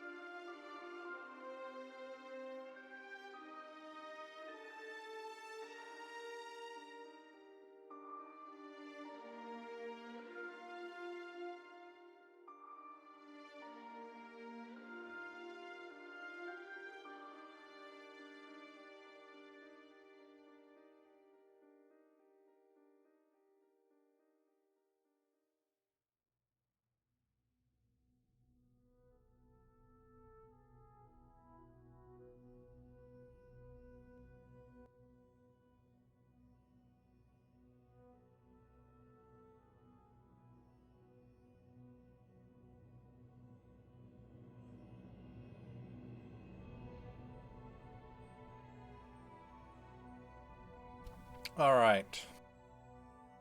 So, you approach the manor of Lord Marius Virginius.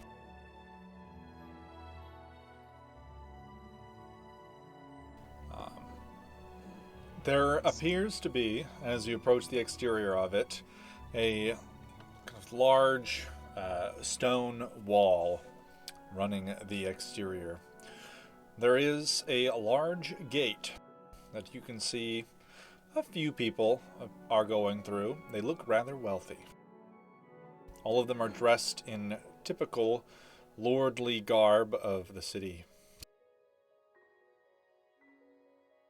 Is anyone clocking us at all? Like, No one's really paying attention to you. I mean, you're not close to it.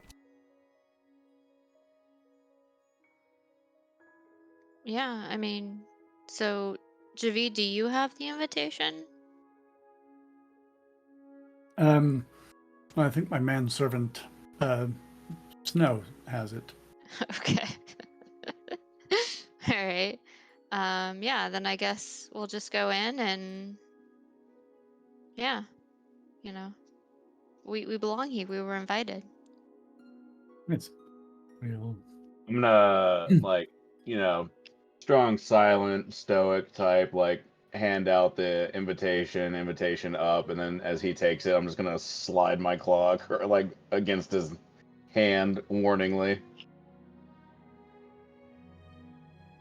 You get a little bit of a red scratch. You know, you're not bleeding, but he definitely scratched.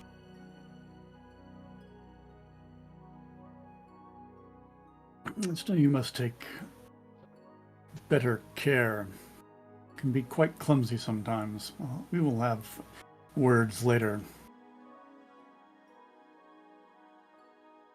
All right. Approaching the gate, one of the guards kind of grunts and, welcome to Lord Virginius's estate. May I have your invitation, please? Of course. And I will show the invitation. He kind of takes it, looks at it. We are Lord, this is my lady Arvina. I kind of just nod. The guy takes it, looks at it for like 5 seconds, and goes, welcome to the vineyards. And then he kind of over his shoulder shouts towards one of the other, not a guard, but one of the attendants that you can see. There's like a whole line of them, probably like 10 of them just inside of the gate. He kind of shouts, welcome to the establishment, Lord and Lady Arvina. And then he kind of does like a little bow and gestures for you to enter. All right, so we'll step forward as though we are completely used to the usual obeisances of servants, and just hardly even giving them much of a look. I'm gonna fist bump the guard as I walk by and be like, nice entrance.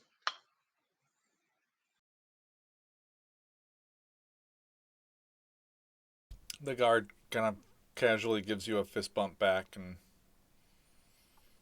gives you a nod. As you enter, one of the attendants kind of falls in behind you and is following you up. You're inside of a large, well-manicured garden. There's little statues you can see everywhere. There are 2 buildings, and you're walking down a pathway towards the center one. You know, massive stone building, grand columns adorning the exterior. It looks quite fancy. It's gilded and covered in colors in all manner of places. There are quite a few people here kind of standing outside, but as you walk through them, not many of them have gone into the building. They seem to be having just quiet conversation in the yard while there's still light.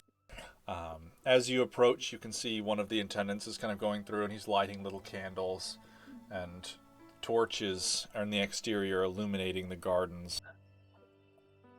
There's a smaller building off to the left, kind of towards the distance a little bit, and you can tell behind it that is close to the ocean. You were So go ahead. a vault, where would that like just do we know where that might be on the property? Like is that something like underground? Is it like in a cellar? Like would it be part of the smaller building or the larger building? Like do we know any of that? Nope. As we're walking through, I'm gonna try to like see if I can loosely overhear some conversations as we pass people, just to nitpick what they're Sure, go ahead and give me an talking insight about. check.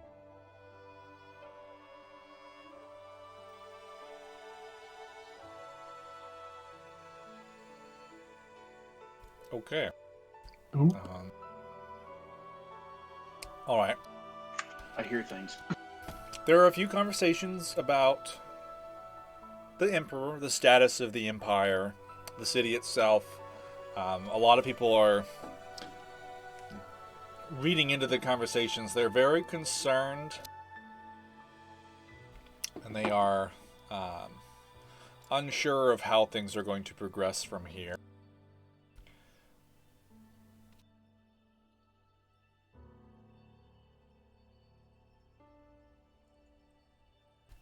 One thing you do over here,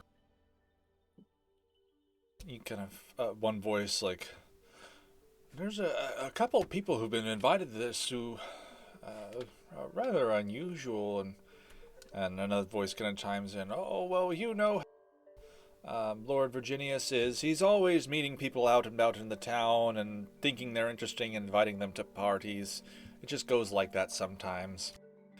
And a couple back and forths, and so you can tell that a lot of the people at the party don't know the other people at the party. They maybe know their names or their stations, but they don't actually know each other. Okay, we can use this to our advantage. We don't have to identify ourselves too much then. But I think rather than mingling, shouldn't the goal be to find the vault? Good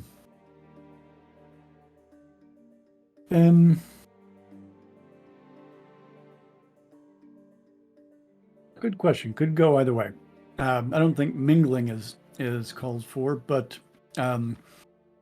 if our host is notified that his long sought after guests are arrived and he doesn't find us, it may cause consternation on his part.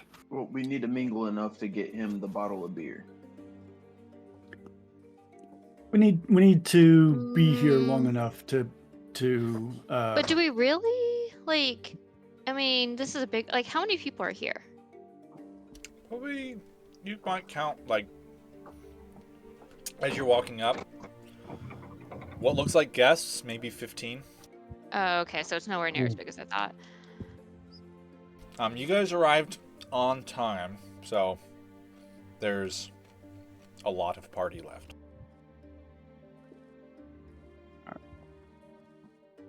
I think we may need to hang around for a little bit before we excuse ourselves. We might learn something.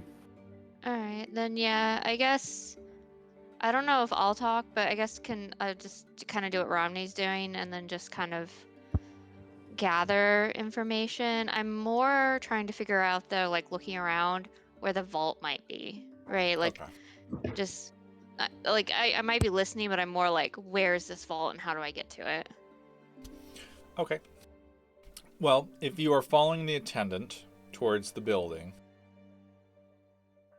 he leads you just inside the open doorway and loudly announces, Lord and Lady Arvina of Tidesgate, shouting it so that everyone can hear.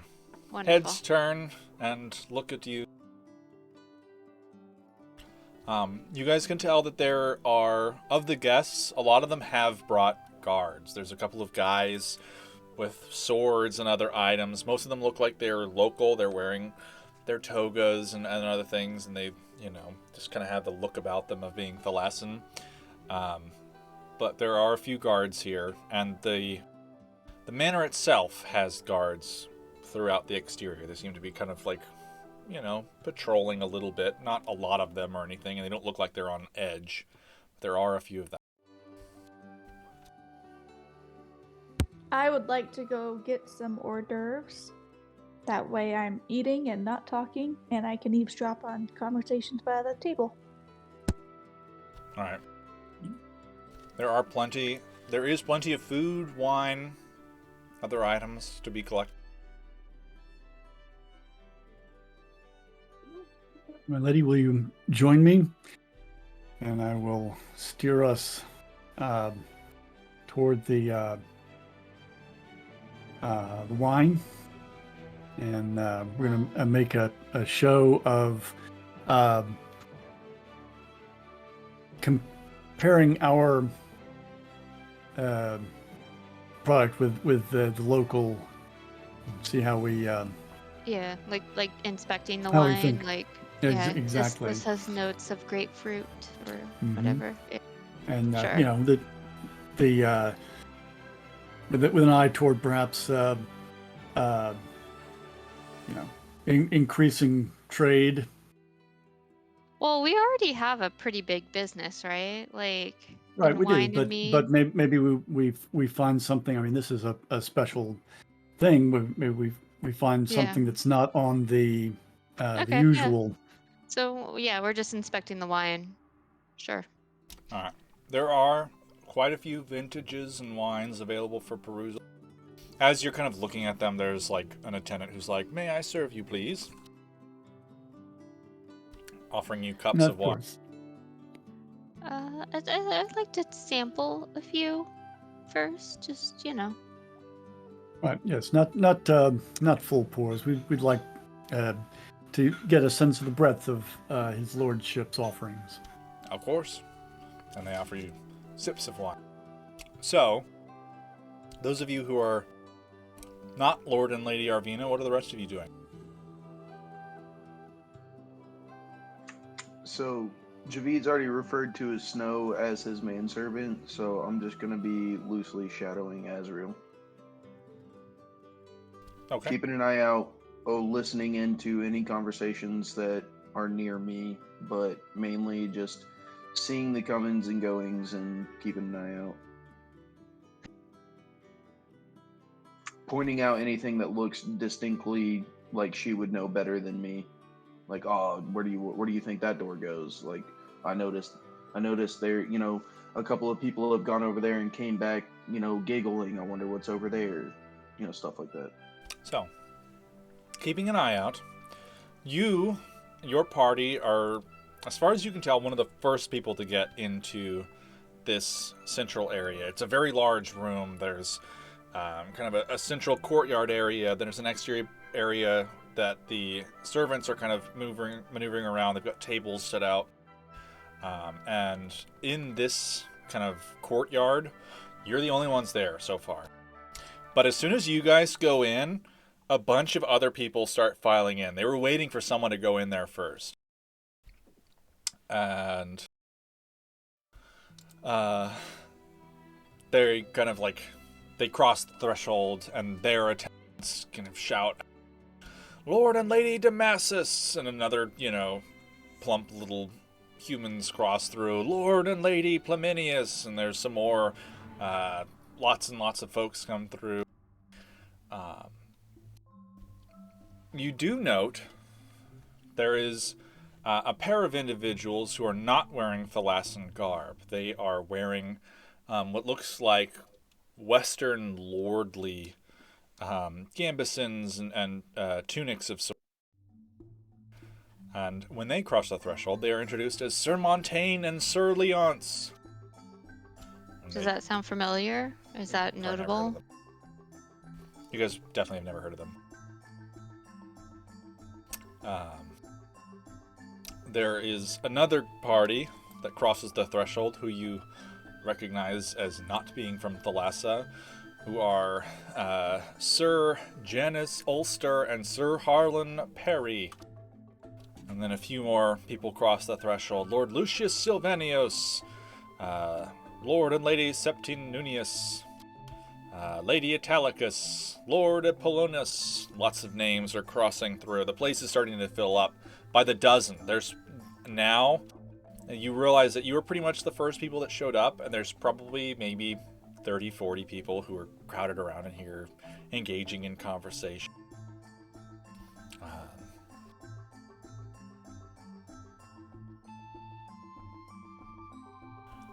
As you do, Romney, you note that kind of maneuvering through the crowd, there's an individual who is not introduced, who's this kind of short, plump, very friendly looking, mostly bald individual who's maneuvering around and greeting everyone. And overhearing conversations, you can tell that this is Lord Virginius. Ruddy face. And he's just... I'll definitely point him out to Azrael. Like, here's the guy. So, let's hand him the wine, or the mead, that, and then maybe we should make a stealthy exit. Would definitely recommend that he taste it in front of you so you can judge the worth of your wares. Good idea. All right, but we shouldn't run to him. We should wait for him to come to us. Mm-hmm. Okay. Power move. Demetari, can I get you to give me an insight check? And then Snow, what do you do? Well, since I'm the manservant, I guess I'm standing back, guarding, not casing, but keeping an eye on the room. Okay. Hey, can I stealthily try to cast a spell? Not really. Okay. I'm also You can keeping an eye cast a out for spell. old books and stuff.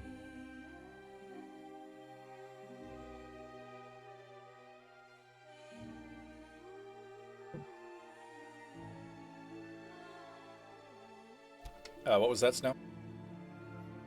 I said I'm also keeping an eye out for like old books or like relics or anything that might just be laying around that need better people to take care of them. To get swept into a bag of holding really quickly. So Maybe, you do note that there is a hallway on one of the sides of the building that leads to what looks like a library. There are a pair of guards sitting on either side of the passageway, but you can tell that there's definitely a library down. Demetari, you note, as you're kind of eating hurriedly and watching everyone around you, not really engaging in conversation, there is a back, or I should say a rear doorway that opens out up onto another courtyard. No one is really going out there. It's just kind of dark and the evening has taken hold. But there is what looks like a back courtyard. Nice? Yeah, it's a cool evening. Okay. I'm gonna make eye contact with one of my party members. I don't know who that would be, just whoever's closest to me. And then I'm just gonna mind link and say I'm gonna step out here. If I'm not back in 15 minutes, come looking for me. And then I'm gonna go to the courtyard. Okay. Alright. Azrael. A little while's passed, and Lord Virginius, engaging with his guests, finishes up with the last group, makes eye contact with you, and kind of shuffles over. Oh, greetings, my guest. And he kind of stammers for a moment before he has a servant behind him, kind of leans over, whispered, Lady Arvina. And he goes, Lady Arvina, how may I help you? We have brought one of our new meads. We would love for you to try it. I am beyond excited for you to have joined me this fine evening. There's so much to talk about. I dare say it has been so long. Our two families have engaged in our discussions and business together for so long, since what, our grandfather's age, or my grandfather, you probably I'm your just father. nodding as he's talking. And your cousin, I'm afraid, he is so dry and such a terrible communicator, I dare say. Not that there's anything wrong with that, obviously, and he kind of waves at you. He does run the business well. Indeed. Well, not his business, surely, I assume you mean. Yes. But yes, Lord, the other Lord Arvina, your cousin, or I should say your husband's cousin, I should dare say, my apologies again. Well, I mean, he is my cousin by marriage, yes. There's such a peculiar individual, if you don't mind me saying, always engaged in his doings and comings and goings and whatnot. But how have you been? How is business these past few years on your side of the ocean? It's been good. I prefer not to go out in general, but we've decided to make this trek. It's been, it's nice to see you. Traveled all this way just to see little old me? I am beyond flattered. Is there anything I can get to you? And he kind of like snaps his fingers behind him, and like a couple of servants shuffle over really quickly, and they've got platters of like grapes and crackers and cheese and a couple of bottles of wine, and he kind of gestures for them to offer them to you. Oh my, yes. My husband and I, we were just sampling some of your wines. We are connoisseurs, as you know. Excellent, excellent. Of course, I would expect no less from the Grand Arvinas from your side of the ocean. But I would love for you to try our brew. Yes, please. I'll hand it to one of his servants to. The servant takes it and kind of like uncorks it, sniffs it, pours out a little bit, takes a sip, swishes it around, and gives a shrug and offers him a separate glass with a little bit in it. And he It kind is of a bit strong, I must warn you. He kind of takes a sip and goes, "Oh my, what would you say this is? What fine ingredients are found in our Arvina special?" I assume Romney told me at some point. Like the Key and Peele skit, I'm sitting behind her profusely sweating, like trying to keep my mouth shut. But yeah, I've obviously described the notes, so you could like let it out. But I'm just like visibly shaking in my armor, like refraining from talking. Go ahead and give me a performance. Okay. Asriel.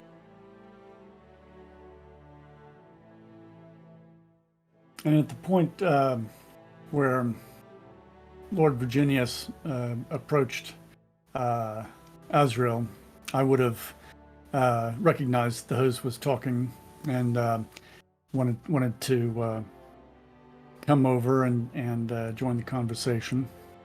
I assume you're kind of like next to me. Like, I don't think we And went too right. far away from each other. And I'll we hadn't gotten all across the room and apart. We were standing relatively close together, so I'll exactly.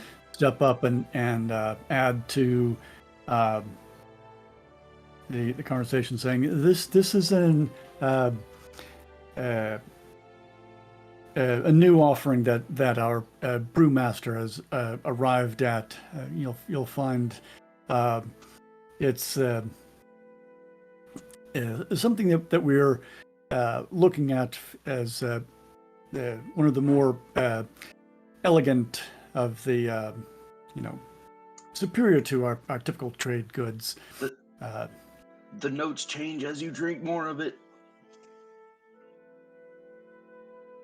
He kind of It's just a bit strong. Our brewmaster has been experimenting. Yes. I mean, I'm certain that a sophisticated connoisseur such as yourself will be able to appreciate that this is for a refined palate, Just so is.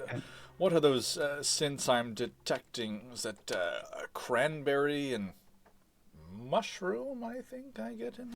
Yes, the mushrooms are where it gets its potency from. Oh my! Yes. I. They're You we've might ac- have to excuse me for a minute. I am actually terribly allergic to mushrooms. I will be right back. I was unaware. I'm so sorry. You see him kind of scurry off and finds a bucket with his servants and hides in a back room. Demetari, you are mostly alone in the rear garden. You can tell that there is a couple enjoying a wine and sitting on a bench in one of the other corners. You are standing on a cliff face overlooking the sea. The Osteron Sea opens out in front of you, the sunset in the distance. There are a number of statues surrounded by large ponds and other things filled with fish swirling through them, large bushes that have been ornately carved into various shapes. One of the larger statues, closest to the edge of the cliff face, there is a wall, a retaining wall of sorts. But one of the largest is a large statue of Tyadra. You recognize it as the Thalassan god of luck.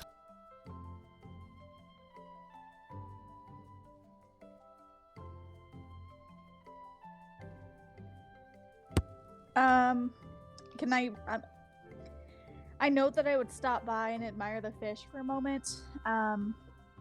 Recognizing that this may be more of a romantic setting, of course, I'm going to give the couple their privacy.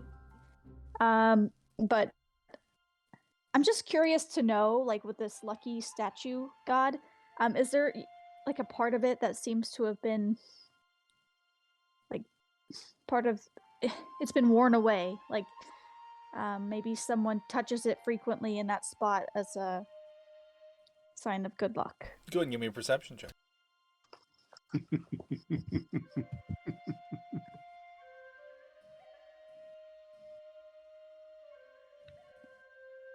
I've seen those statues.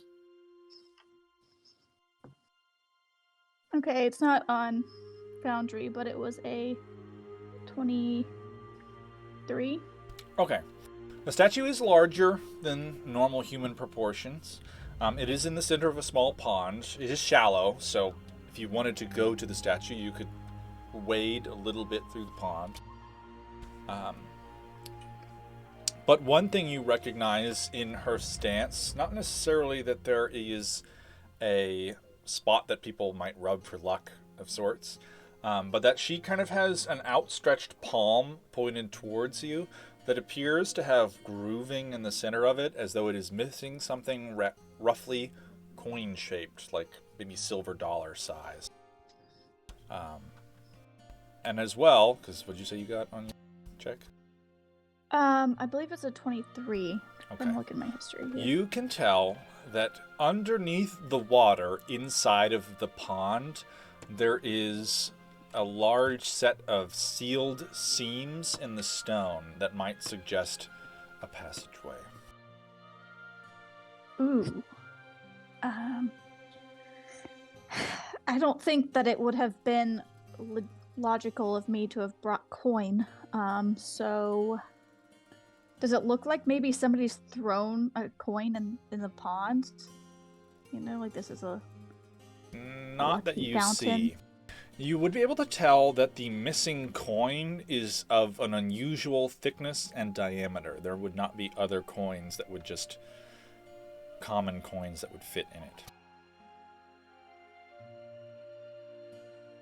It'd have to be a special coin, not like you can stick a quarter in it. Like a key, basically. And it's probably on our host. Yeah.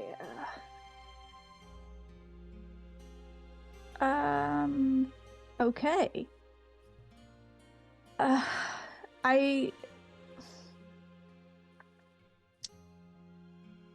think I'm gonna return back to the party and I will come up to good old mom and dad and explain to them what I found. All right. Heading back inside, Snow, you notice first that Demetari returns from the outside and, locking eyes with you, heads over towards your party. The four of you are mostly alone. There's a couple of attendants that are standing a little bit too close to you. They're waiting on you, they're essentially. But Lord Virginius is gone. He has gone to resolve his mushroom allergy.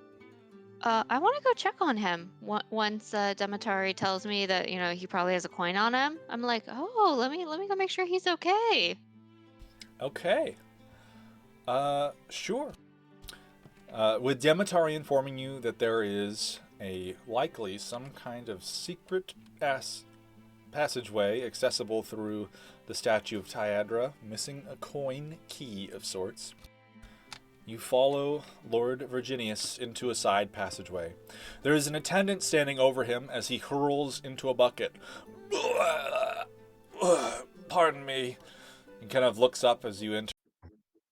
I'm so sorry. I just wanted to apologize. I'm so sorry. I was unaware of your allergy. I would not have insisted. And then I just kind of want to pickpocket him, but kind of put my hands gently. You're so patting sorry. his back and holding his side, but also feeling all of his pockets. Yeah, Go ahead and give me a sleight of hand check. I already said I'm following Asriel because she's my one to be guarded, and I am a cleric with spells who could be casting restorative spells to distract him. Okay. What spell are you going to cast on? Shatter. Shatter. So, Blows him up. something that could cure disease, Yeah, the lesser lesser restoration and for when poison. that cure disease, isn't allergy? Isn't that kind of like a poison type disease thing? I have something like it. So I'm going to cast Aura of Purity, which ends anything to do with diseases or poison or anything like that. Okay. I'll let Azrael roll with advantage because he's definitely very distracting.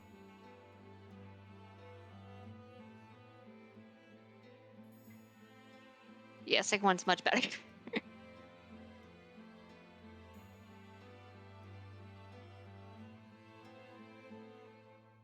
Okay. Now I know I'm not there, but out of curiosity, what does the servant look like while he's, holding a bucket for this guy? He's holding his hair back. He's just kind of, he doesn't have very much hair, but he's just kind of making one of these faces. And he's not really paying attention to you.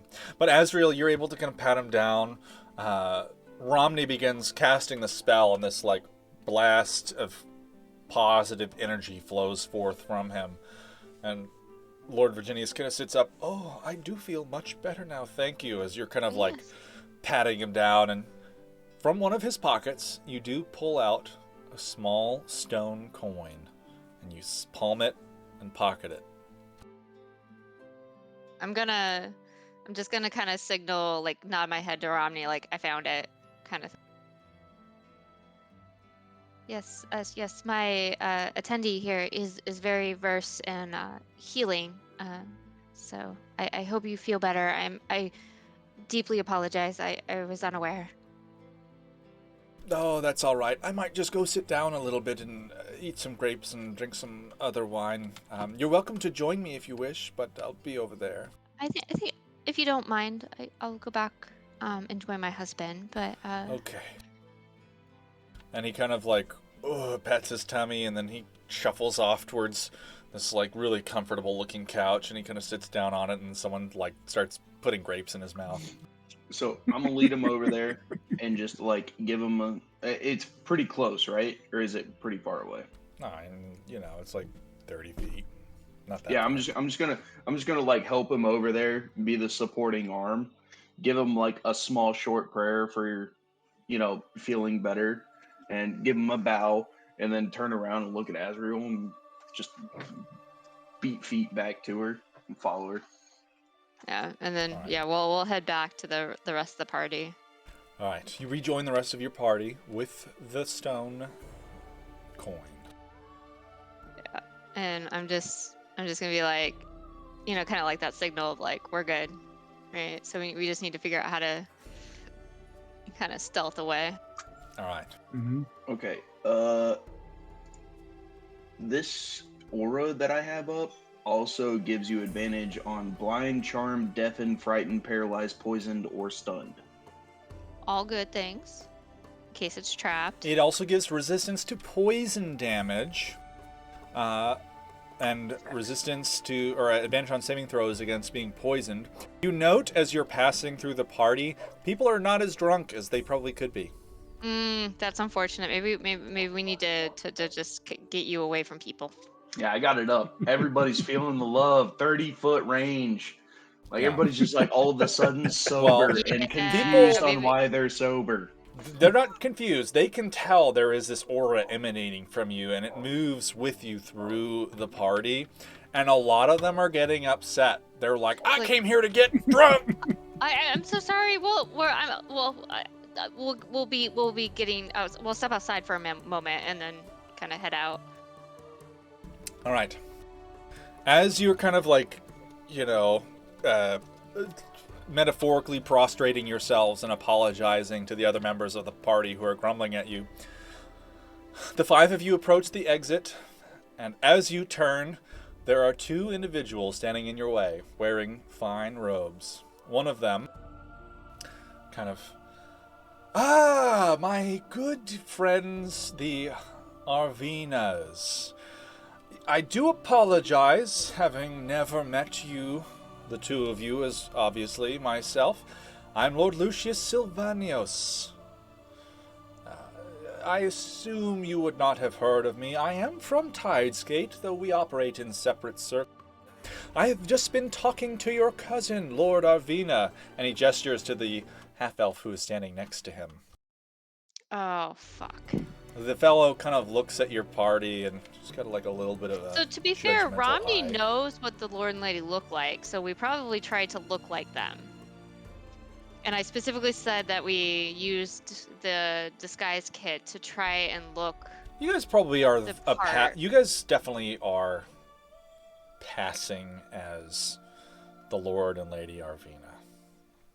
The issue is the guards and Demetari. There's no guards who are like close to you guys. No. I meant our guards are probably not the guards that the Lord and Lady typically have.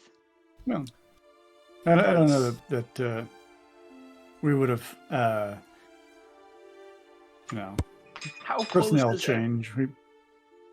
The Lord and Lady are pretty reclusive. They wouldn't have introduced their entire staff to the cousin. I was gonna say, I apologize. I would love to have this conversation. However, my attendee was trying to heal, and unfortunately, the aura is also making people sober. So I would like to get him outside, so that way the partygoers can enjoy their party.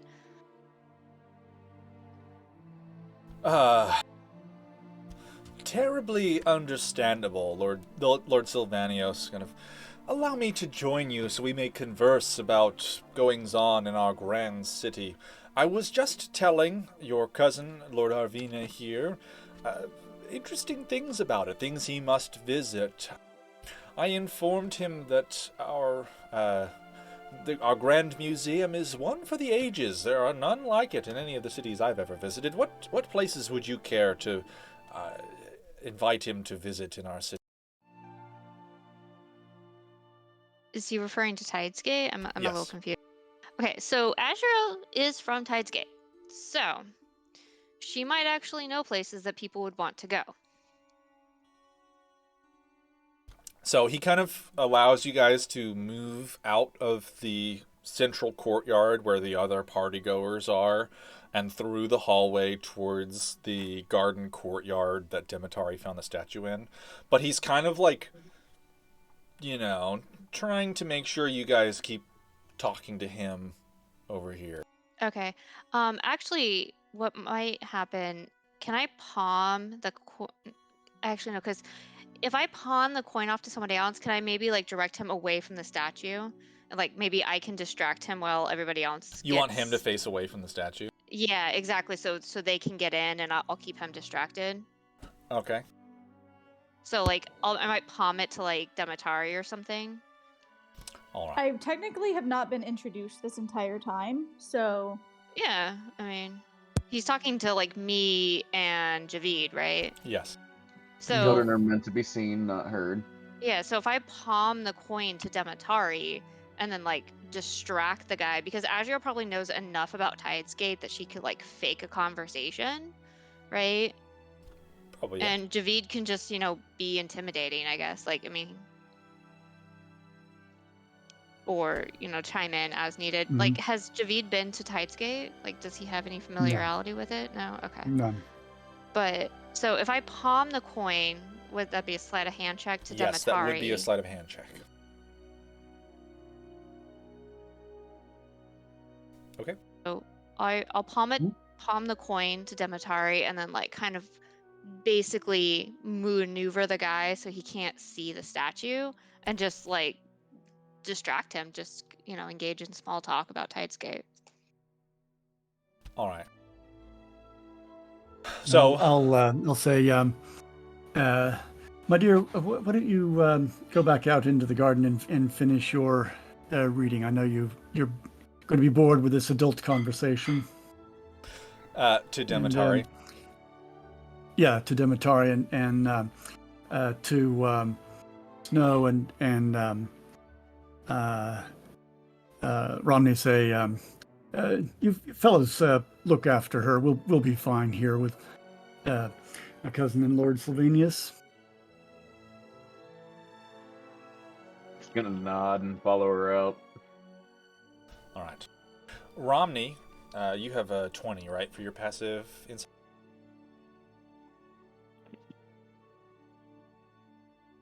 $19. Oh, that's Azrael's too.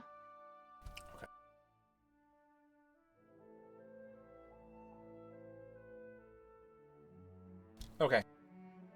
The two of you note that Lord Sylvanius makes an almost imperceptible scowl as the three of you begin to move away from the rest of the party. I might comment on that. It's like, did you want to get to know? Yes, I assume that is your daughter. Yes, she's quite young. We still are trying to kind of let her enjoy her child or her adolescence. Very well. I understand how it goes. Although, obviously, it's been a few years for the rest of us, and he kind of chuckles and he pats the other Lord Arvina on the shoulder. And they begin to engage in conversation with Demetari, Romney, and Snow. You arrive at the statue following Demetari's lead, and you find the pond is drained.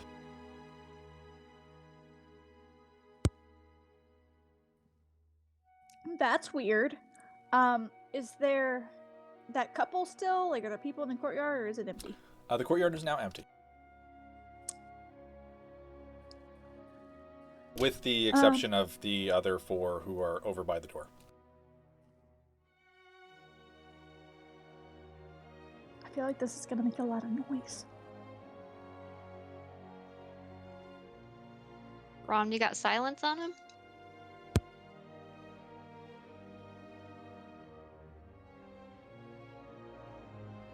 That would make sense. Why would I bring that?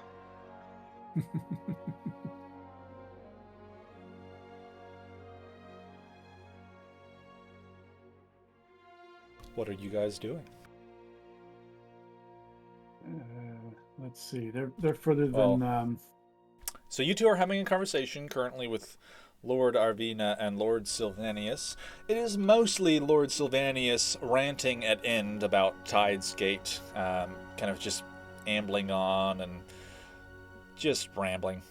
I'll just nod, pretend to pay attention. I mean, I am paying attention, and I'll chime in when I feel it's appropriate, but I'm just going to let him rant. I'm distracting him at this point. I'm gonna mind link with Azrael and go, this is gonna be your time to find another location. And then I'm just gonna start hysterically sobbing. Okay, so I guess I'll try to maneuver him back into the party, maybe? It's like, oh, I could really use another drink. Yes, back into the party. Of course, we shall go drink some of our host's fine wines and meads. And the two of them followed the two of you back into the party.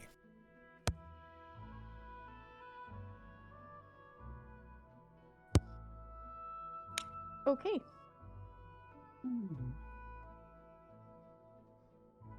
I'm making sure I don't have anything to help us out here before I just commit.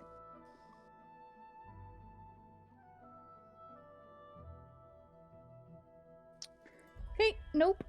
I guess we're doing this, and I'm gonna put the coin in the palm of the lucky lady's hand. All right.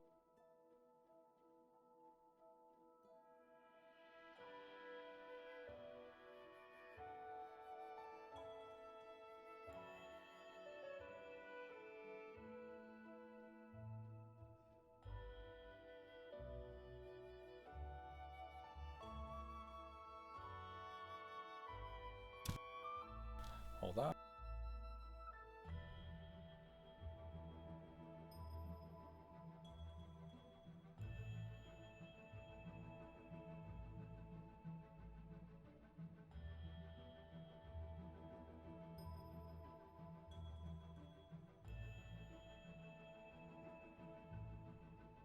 Okay. So, placing the coin into the palm, the stone kind of smoothly and silently slides open underneath your feet at the bottom of the pond. It opens rather quietly. There are a set of steps descending into a lit room beneath you. You can see it is fairly deep and steep stairs into a stone kind of catacomb of sort.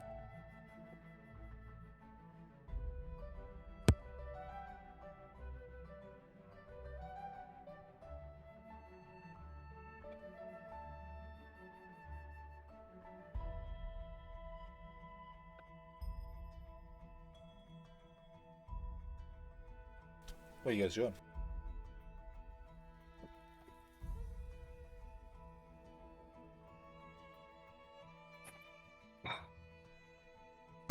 Oh, sorry, I thought I was on mute. I figured we would do a double take, make sure no one's watching, and then maybe Snow go first. I'm the tank. And... Oh, you're the tank. Okay, or I'm gonna go first, and then I'm pretty excited. This is fun. I would like to be in front, but I know that I shouldn't be, so I'll be second. Yeah, so I think it'll be me, Demetari, Snow in that order, descending the stairs. And obviously, I'm going to be looking for anything nefarious, such as traps or anything like that. All right, go give me a perception check.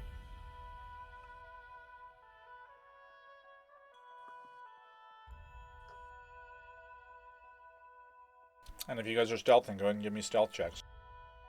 What kind of light we got? It is lit in here. Game. I ain't stealthing nowhere. All right. Romney goes chink, chink, chink, chink, chink down the steps. Yeah, I'm like flail out, shield up, full plate armor. Like, first of all, I'm not stealthing in the first place. Second of all, I'm more worried about surviving than being quiet.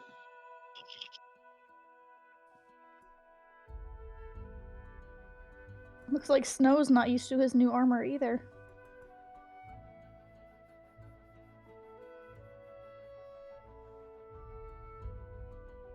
Yeah, Snow kind of like he's a little bit on edge, you know, his fur is poofed up a little bit. Keeps catching in the plate getting pulled. And It's annoying. you hate when that happens.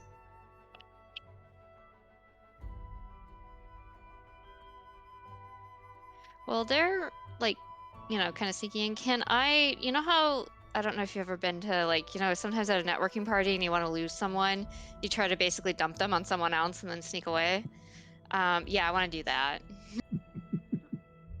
Okay. So I can sneak, or Javita and I can sneak back to the party. Go ahead and give me a performance.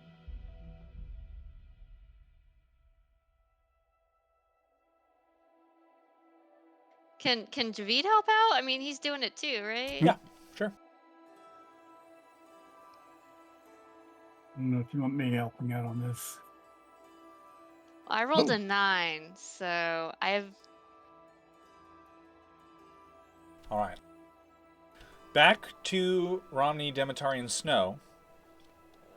Romney, you note as you're headed down the steps that the area around the palm of the statue where the coin was placed, there are almost imperceptible scratch marks suggesting that someone else fiddled with it.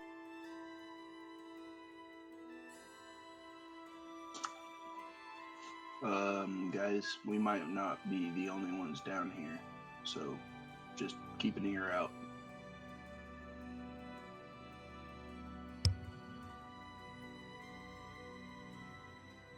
You mean like incorrectly fiddled with it, right? Somebody's broken in. Probably. Thieves.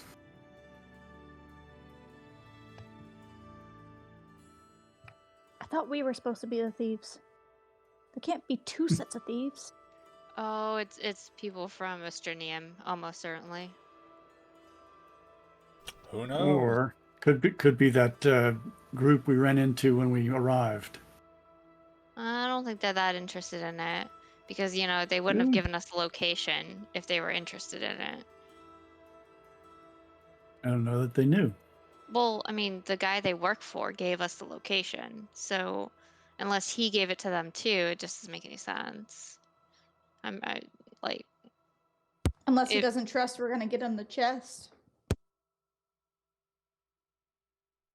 If I was super powerful, I would probably have a backup plan when it comes to stuff like that. Yeah, I still think it's more likely it's Obstrinian because they said, at least from what, when he was talking to the fire giant, what's his face, Soulforger said that they had a group ready to go into the vault. So,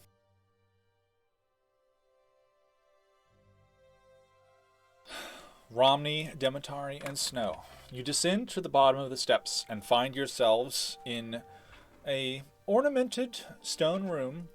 There are no doors. It is just blank stone walls on all four sides, with the exception of the stairs climbing up to the opening by the stone statue.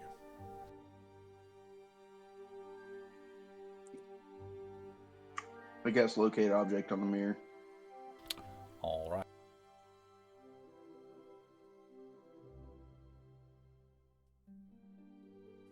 Can I don my cape of Mountebank now that we're down here? Sure. Just in case.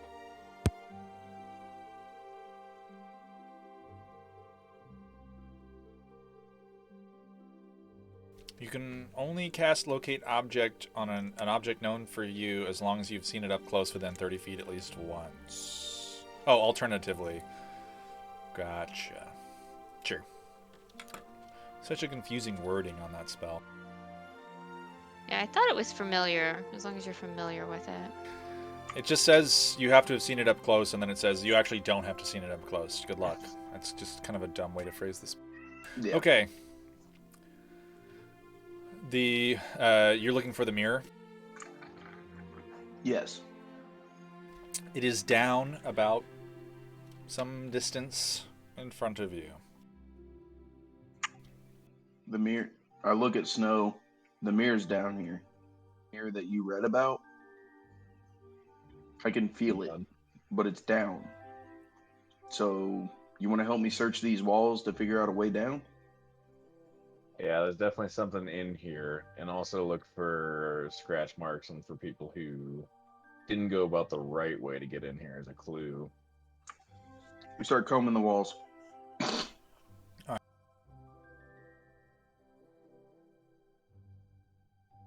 You note on the wall directly in front of you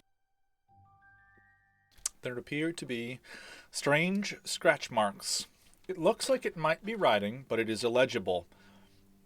And there are no other signs of disturbed surfaces within the room. It takes you about 5 minutes to search.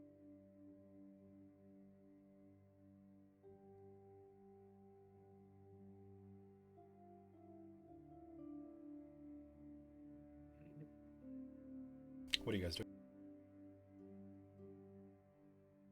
Using my historical knowledge of tombs and crypts and things like that to find this door. You can tell, Snow, or you recognize, this is probably a magically hidden door, and that in some way there is a technique for opening it. Can I bring Gamby back into this plane and have him detect invisibility? Sure. Alright. Gamby poofs into existence, casting Detect Invisibility. Are you able to see?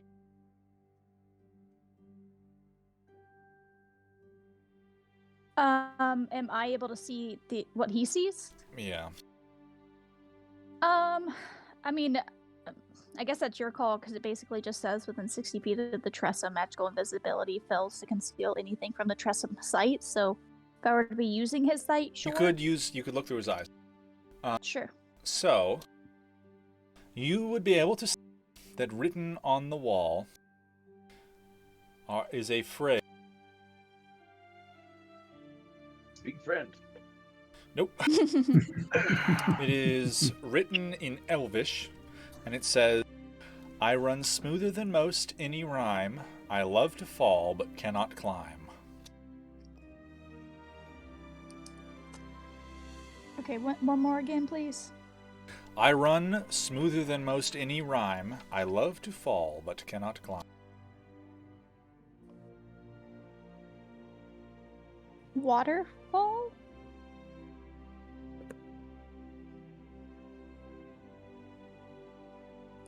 I'll say it out loud. Yeah, Leave. water seems logical. Not waterfall, just water. Well, Or falling leaves. rain? I think it's just water. Because water, like a stream, right, that runs smoother. It falls, but water doesn't go up. Like it up tide. I guess waterfall makes sense. I think it's just water. Like, I don't think it's fall. I think it's just water. Well, I feel like I'd be saying all of these options out in Elvish. So water, Nothing love? happens. Fall in love.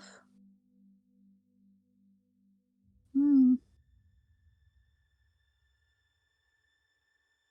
While you are attempting to open the door, Javid and Azriel, your two assailants in the form of overly friendly lords, you lure them over to a table surrounded by a few others, and you're able to convince Lord Sylvanius to discuss Tide's Gate at length in front of an audience.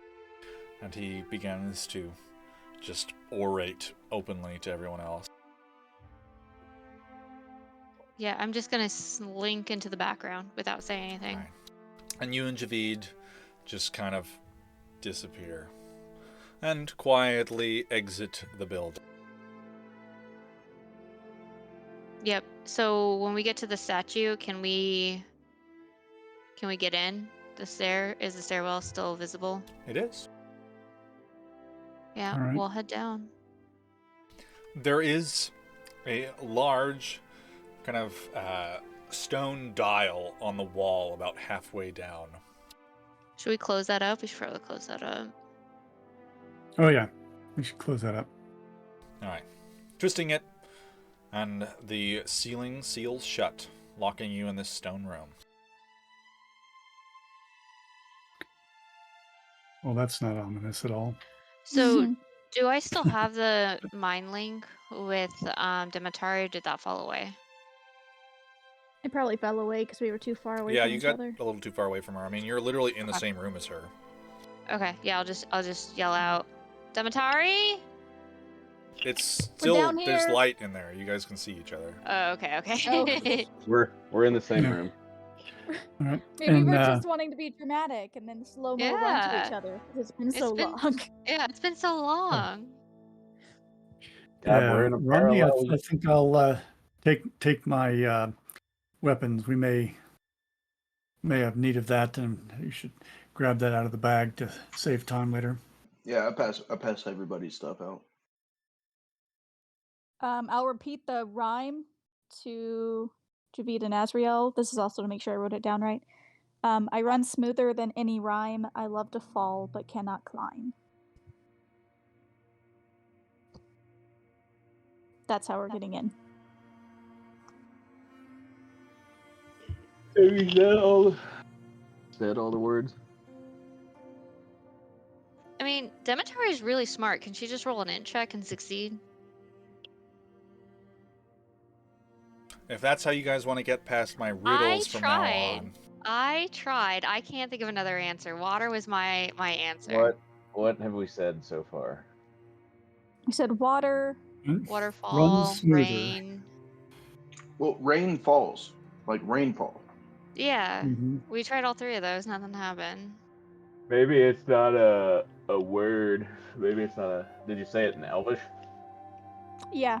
Yeah, we could try. It's written in Elvish, right? hmm So I don't think saying it in a different language would work. Maybe it's not a audible response. Maybe it has to be a physical one. Oh, like if it's water, you throw water on it. Yeah. All right, Like well, a Fifth we could Element try kind of that. We thing. have, wine skins that have water in it. Just I'm throw gonna some water spit on on it. We're going straight Fifth Element here. You're gonna Just spit on the wall? Yep. Alright. You spit on the wall, and the stone dissolves. Like wet sand kind of Oh my pours down God. the center face. Nice. And it begins to kind of fill out as this like square section of the wall just dissolves in front of you and then solidifies into a stone walkway. Gross, but efficient. I'm a high five Snow. All right. High five back. All right. Let's find out what this does. Is there light beyond? There is. And this is torches. Is it magical or natural light? It appears to be natural, real torches. Ooh. Okay.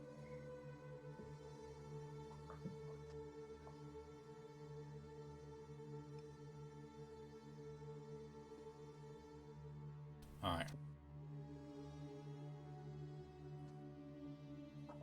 This is a weird one, but can Gamby smell anything? I don't know. Make a perception check for him. Okay, and he should have advantage.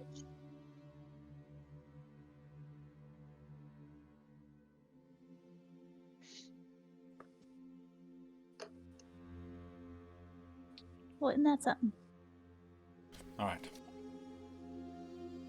The air smells sweet, slightly acidic, maybe vinegary.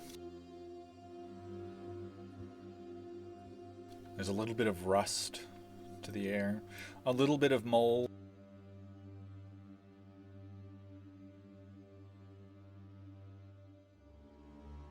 Okay, but no people smells.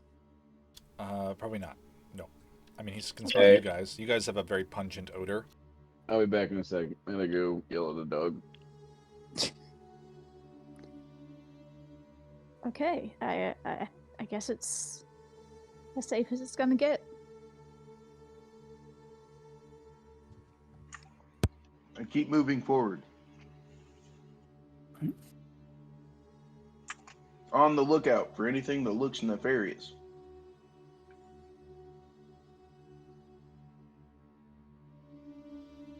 All right.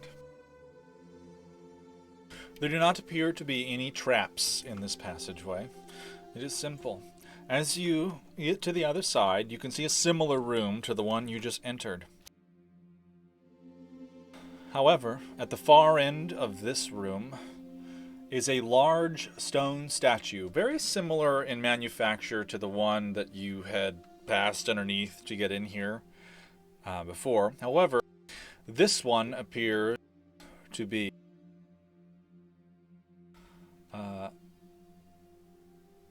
the goddess Maras, who is the Thalassan goddess of heroism. She wields a great spear and shield and stands triumphant in the center of the room. Can I run up and do a similar pose with my shield and flail and just yell, "Ah!" Sure, give me a performance check.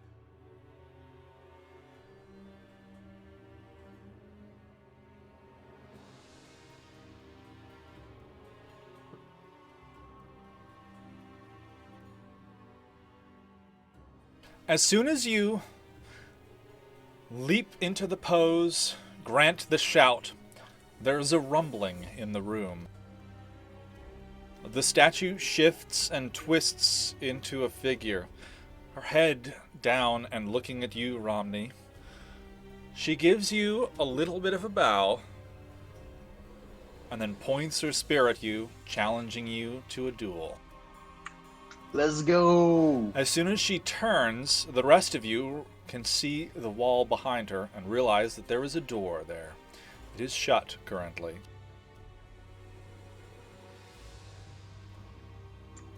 I give her a polite bow back and then put my flail in front of my shield and just start slowly swinging it. She adopts a combat stance.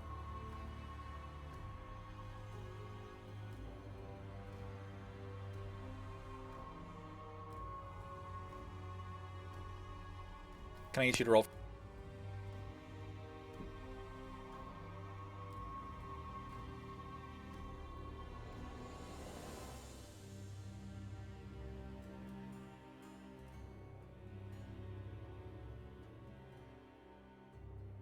Just Romney or all of us?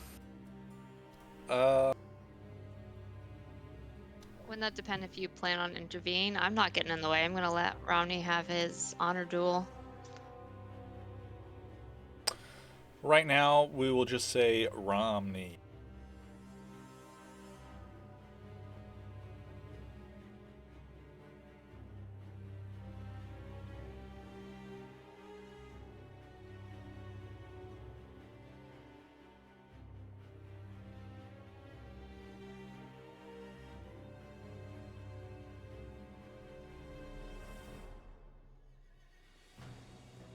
All right. The giant stone statue leaps down towards you, twisting her spear and driving it.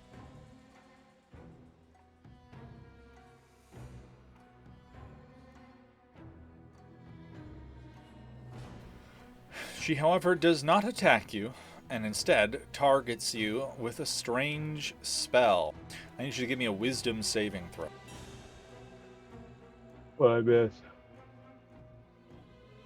You guys are sort of in a fight. Do we know the people? It's a giant statue. Oh. More statue fighting, huh? This wave of lethargy sweeps over you, and you are now slowed. You cannot use reactions, your speed is halved, and you can only make one attack per turn. In addition, you can use an action or a bonus action, and not both.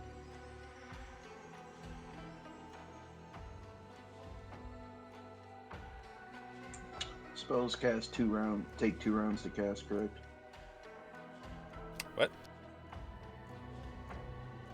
Spells take 2 rounds to cast, correct? Are you thinking 2 actions like Pathfinder? Because most spells are 1 action. Yeah, It's just Pathfinder has the 2. It requires 2 actions to do a spell, but that's a different system. All right, but it is your turn now. I cast Shield of Faith on myself. All right, and that is a bonus action, correct? Correct. Okay. That would be the turn. She's going to attack you. AC of 22. Driving in with her spear. Jabbing in towards you. You're just like, magic is deflecting the spear away. One of them connects for 15 piercing damage. And it is your turn. Do I get a whiz save at the end of my turn, or is it just straight up? You can repeat it at the end of each of your turns. So Okay. you could have done it at the end of that last one. So another whiz save. All right, you're no longer slowed.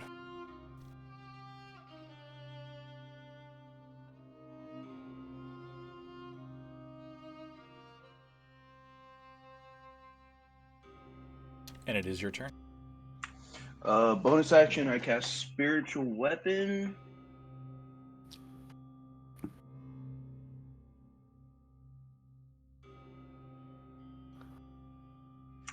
Double checking real quick. I'm casting it at 4th level.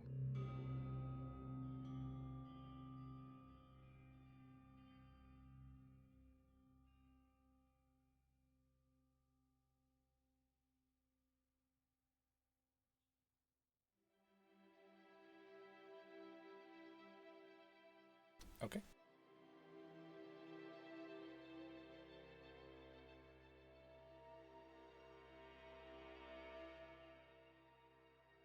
You're hitting the stat. Absolutely. You're 18.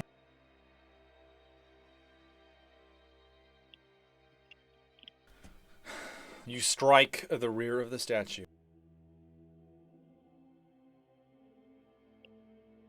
Woof. That's trash. I clicked the wrong button. So you rolled a nat 20 in your devotee's sensor. Yep. So, roll that twice. Yeah, go ahead and roll your damage again. So, 26 total on that one. That would be... Yes.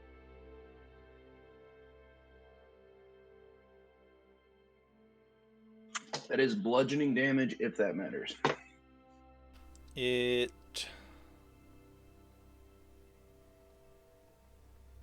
It's both force Well, and bludgeoning it's magic damage, so it really doesn't matter for you. Alright. It's going to attack. It misses twice. Your turn.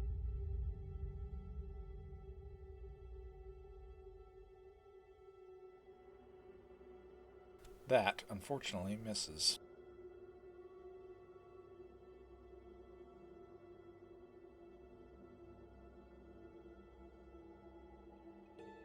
That does hit, though. 7.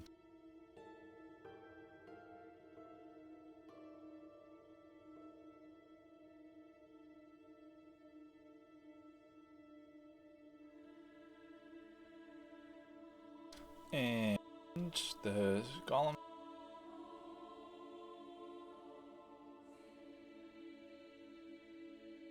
Is it showing any wear at this point? It is. You can tell it's beginning to crack and shift.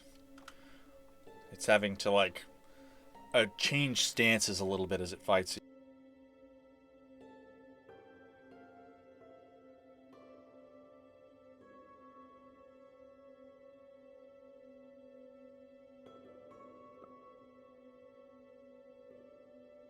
It misses 2 more times. And it is your turn.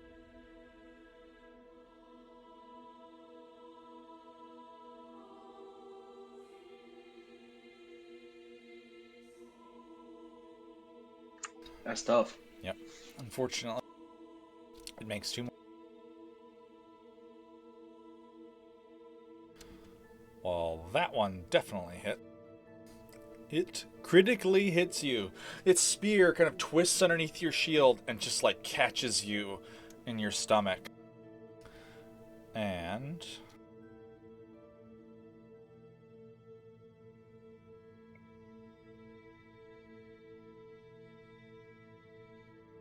you take 16 piercing damage.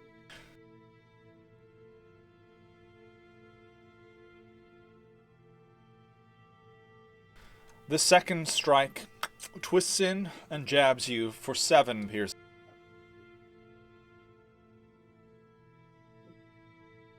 And it's your turn.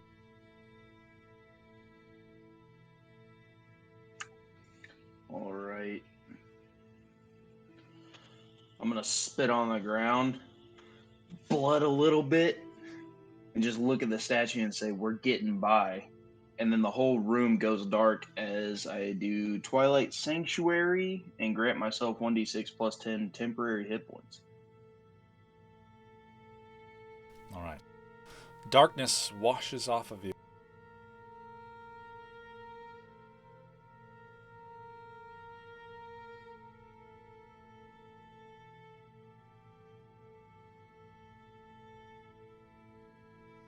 And with my bonus action, I'll swing with my spiritual weapon. All right.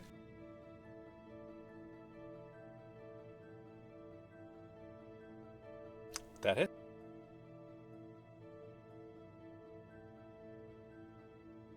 Your spiritual weapon strikes the statue, kind of stumbles a little bit, and then you watch as it stands up straight, draws itself into a knightly position. It gives you a bow. You watch it kind of shake its shoulders a little bit and shimmer. All of the cracks and damage that you've dealt to it seals back up. Its form is restored to the way it was when you entered the room. It climbs back on the pedestal and resumes its knightly stance. I put my shield and flail in front of me, and I give it a very deep bow. The rest of you watching this happen, your eyes go to the rear of the room, and you note that the door is open.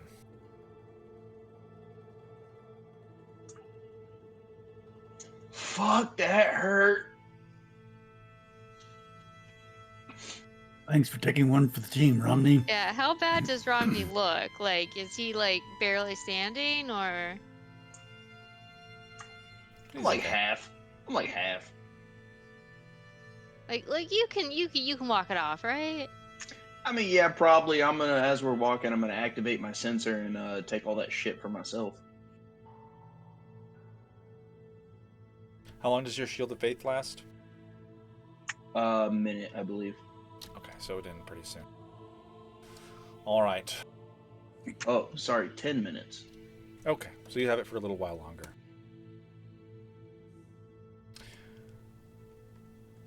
You stride through the doorway out of this room. There is another door at the end of a narrow hallway.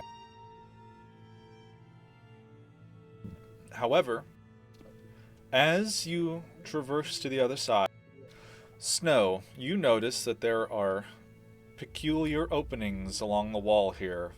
Strange plates along the floor. Watch your fading. There be traps afoot. Get it? It is. There's pressure plates in the floor. It is most assuredly a trap. I'm not gonna lie, if you said that out loud, Romney would be laughing so fucking hard it would be uncontrollable. Oh no, that's exactly how I said it.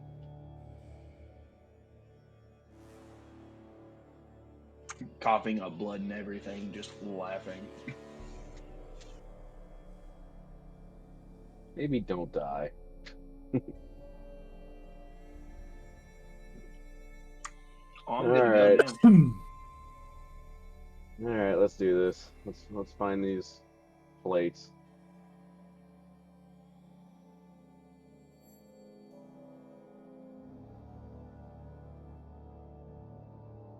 And try to figure out which ones are the actual pressure plates. All right, go ahead and give me an investigation.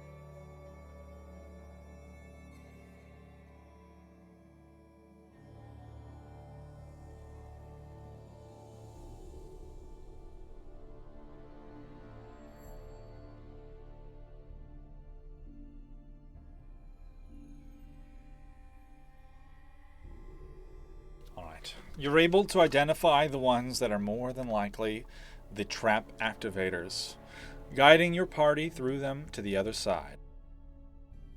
Can I get acrobatics checks from the rest of you to avoid stepping on the plates as directed by Snow?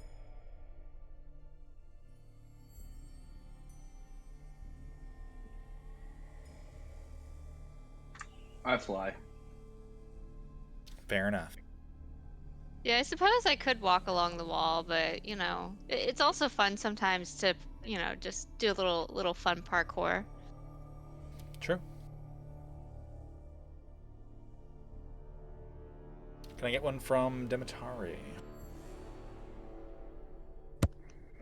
I'm in the works. It's just every time I have to roll something, Foundry's like, hello, this is a big world. Give me a moment.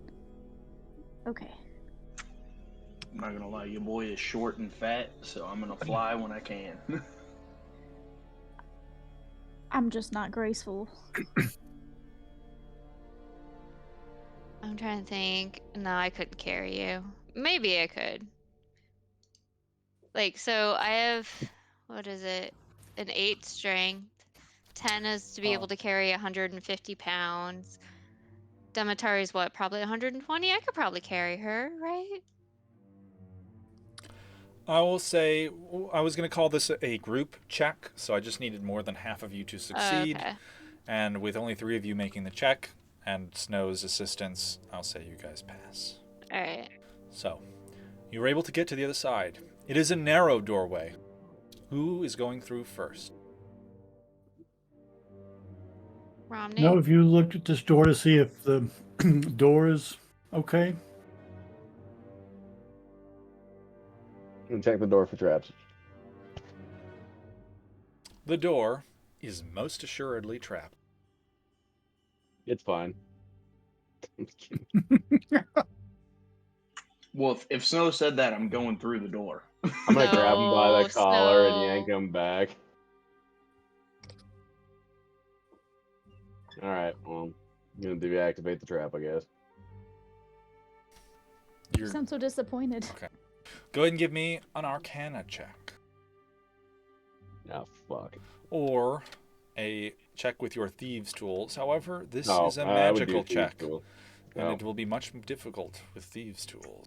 Well, I mean, if he tells us it's But magical, I'm Yeah. proficient. I'm Yeah. packing Dispel Magic. Yeah, if it's Okay. magical, can we have someone else Yeah. do it?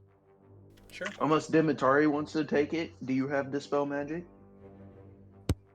No, you go for it. Well, I guess I'm doing it then. That's what heroes do. He grunts and casts Dispel Magic. Snow, you watch as the almost imperceptible magical etchings fade away. The door is rendered mute. Alright. I'm gonna check the other side of the door for traps.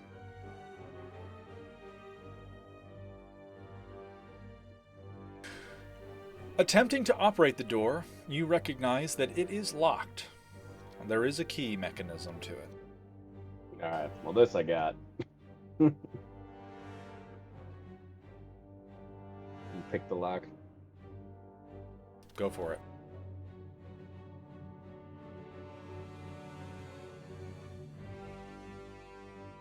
Are we gonna count that as sleight of hand? That's a check with your Thieves' Tools and proficiency. It's a dexterity check, I'm pretty sure. You know, Crystal, I didn't bring silence, but I brought create food and water. Yeah, that's totally what we're gonna need. Yeah, I definitely overlooked that one. If you get stuck down here, you Oh. might want food and water. You guys wouldn't be so dismissive then. Super useful for surviving a trek across the desert. Not Jesus. useful in this downstairs. Yeah, we're gonna restart this page. All right. You attempt to pick the lock, and your lockpick cracks. Yeah. On a 22? Oh wait, I no. said he has a Never mind. 6. He rolled a nat 6, 1. yeah. He rolled it. Okay. Should have bought that mithril pick. Damn it. Yeah. There Can I, is like, there is an remove it? echoing, like you can tell that there's a mechanism inside the door that Snow attempted to operate. There's a whir and a click and this kind of like thud as like a counterweight slams. It's not, booming or echoing, but it's quiet enough in here that all of you hear it like loudly, and it is definitely a lot. Now it's extra locked. Okay. Okay, so that sounds like a safe, like fail-safe mechanism. Yeah, can I get his lockpick out of the way and use my own? Sure. His is broken, so.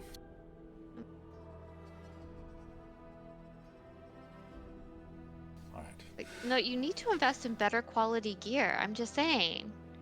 Azrael leaps to the front. The chunk of Snow's remaining lockpick falls free, and she picks the lock. There's a whir and a click, and the door kind of goes limp and begins to slide open, just requiring a little bit of an effort to pull it the rest of the way. Yeah, I'm guess. not going through first. I'm gonna Yes. wait.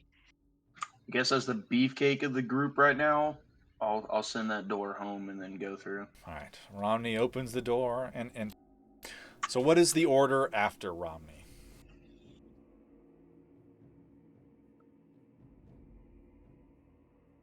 Well, you don't need a scout, so I think Romney, you go first, and then maybe Azrael, Demetari, and Snow and I can pull up the rear. Yeah, that makes sense. Having you guys in the back. Agreed.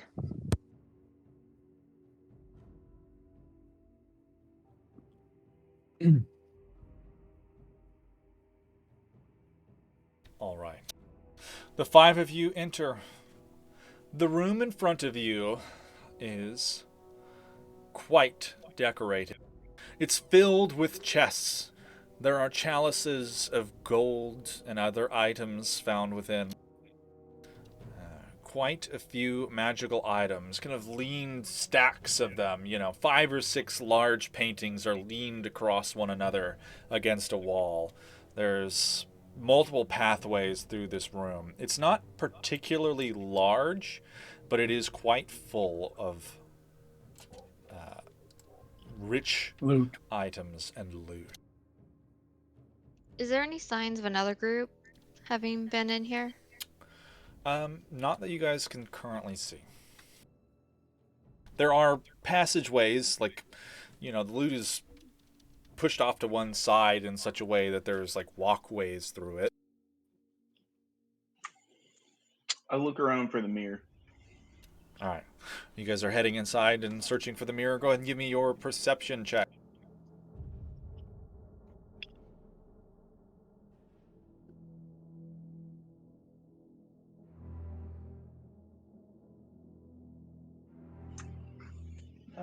That's some hoe shit. All right.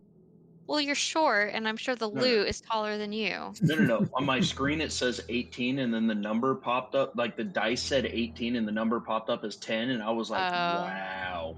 All right. Thanks, D&D Beyond. Yeah, sometimes it rolls over at the very end. All right. You enter the space and kind of fanning out and beginning to look.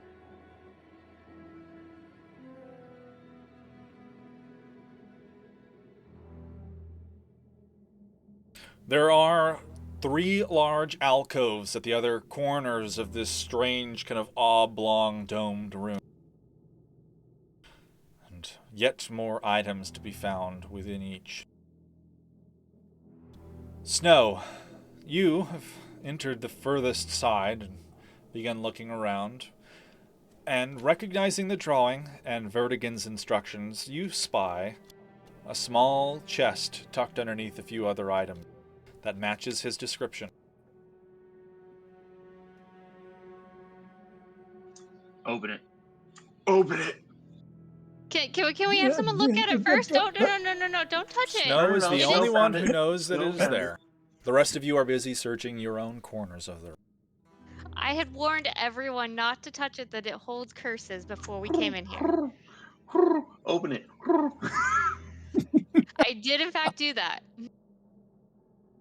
All right. Well, I'm gonna take it, but I'm gonna wrap it up in something so I don't actually make physical contact with it.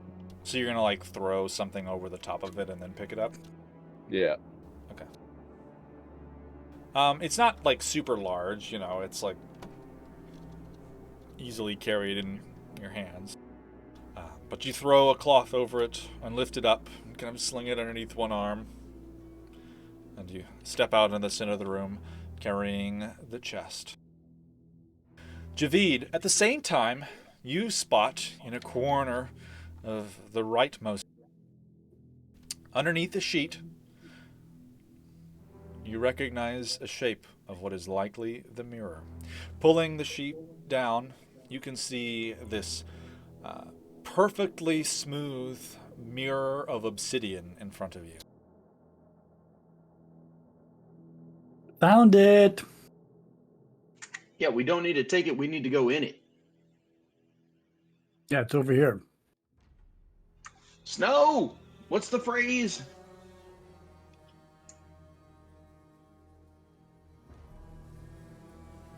The knowledge is mine. As soon as you say that,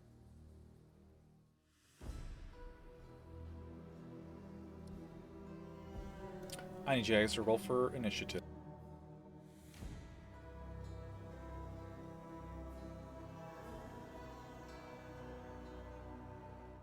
They were hiding, waiting for us.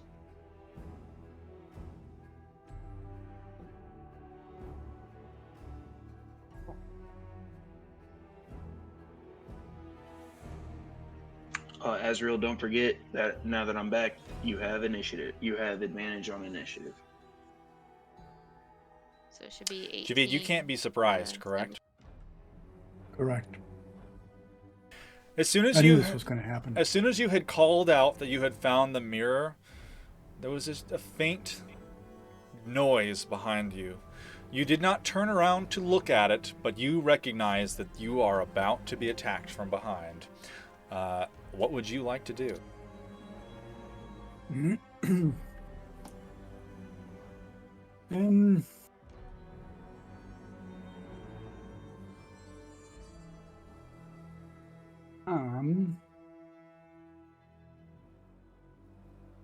He is literally right behind. All right. Well, I don't like being up close to that, so I'm going to move as far away from here as I can get while still being able to see what it is through the piles of clutter. Is it people or things? It is people. Javid, as you turn and look at the figure that was creeping up behind you with knives drawn, you recognize that it is Sir Harlan Perry, one of the individuals who had been introduced at the party above.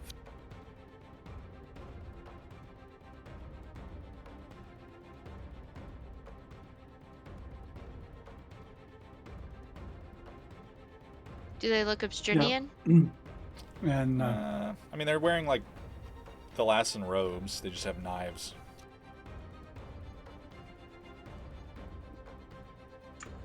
all right. Not- Well, I'll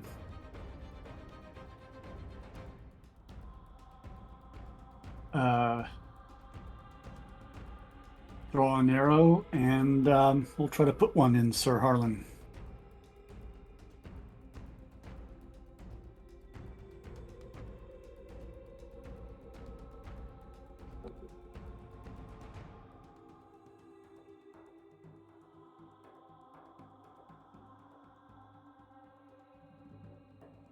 Go ahead and try it.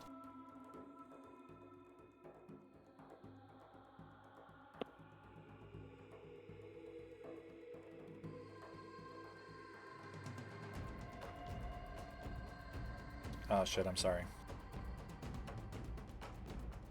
I clicked a button I was not supposed to click.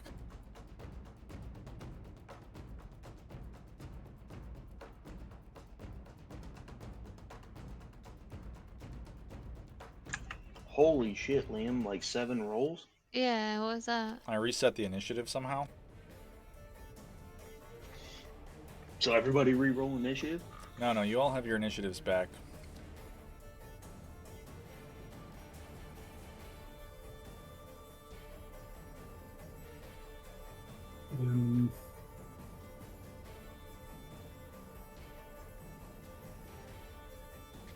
Let's see. Ezreal had a 7. Demetari had a 3. Rami No, I had had I had re-rolled with advantage because I forgot because Ronnie was back, so I had an 18. Okay. Okay, it's...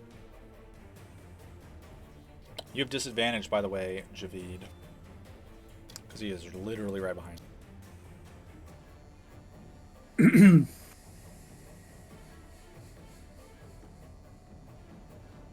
So go ahead and roll that again.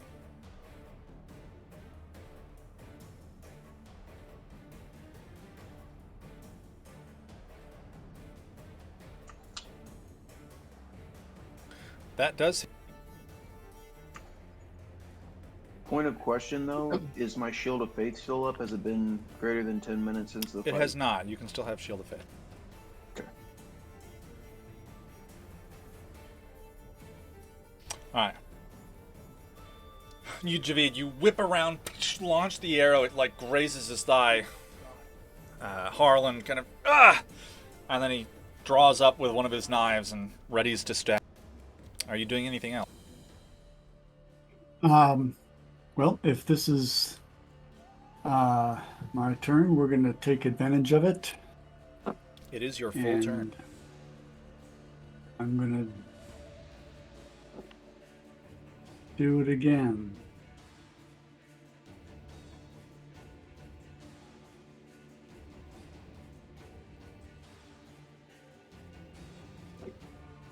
But the assassins rolled dummy high on their stealth checks. They were basically invisible in here. I mean, that is kind of their job, so I guess it makes sense.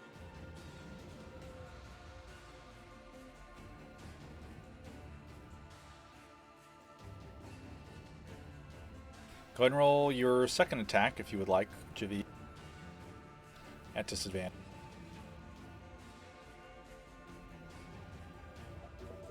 I'm trying to get the B&B Beyond extension to behave itself.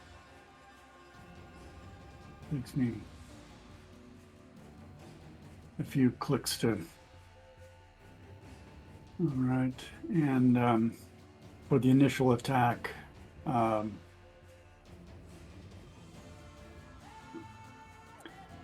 once more with Dread Ambusher.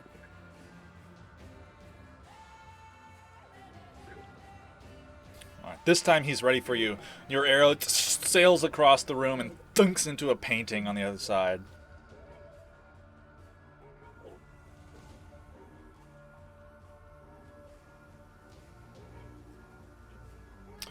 That one hit.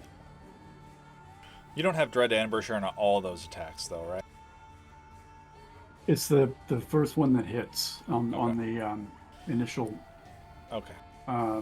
Sure. My first turn. Got it. All right. Well, if there is unless there's anything else you would like to do on your first turn, then I'm gonna move away because standing up next to somebody is not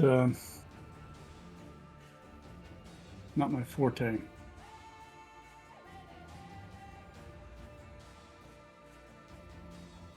So I'll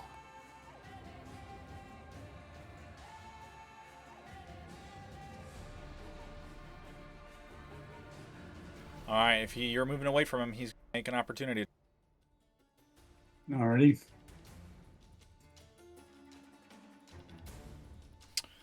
He rolled a 20. That hits. And you would take 8 piercing damage and 21 poison damage.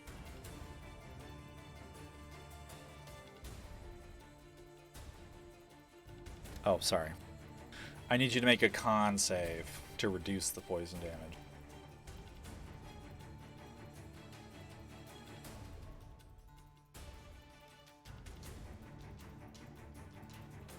Okay, so it is 8 and 21, so 29 damage.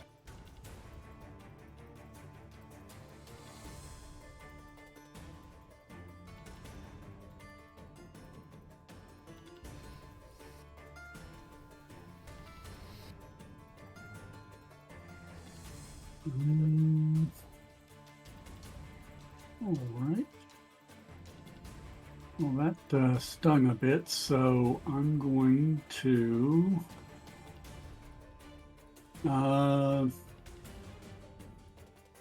actually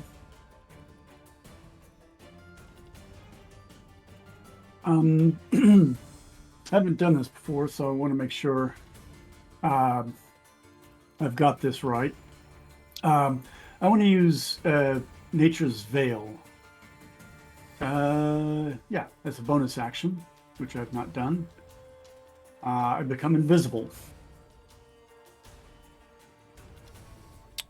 And You haven't taken a bonus action this turn? In your third shot, No. a bonus action. No. That's my Dread Ambusher feat. He just gets to shoot 3 times on his first turn. Yeah. Sure. You turn in until the start of your next turn. All right. Probably would have been And, smart to do that before you ran away from him, but here we are. Yeah, it would have been smart. I should have done that. Okay. I'll remember to tell you that I turned invisible before I do that next time. Yeah. All right. Assassin turns. One of them is about to stab as.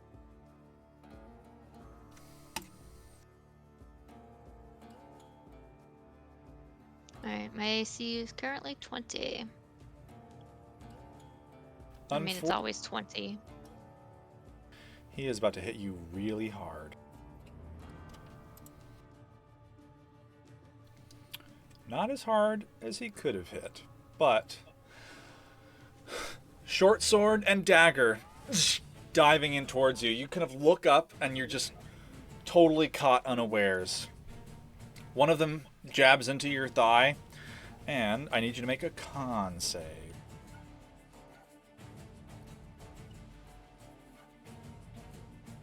All right. You're not resistant to poison damage, right?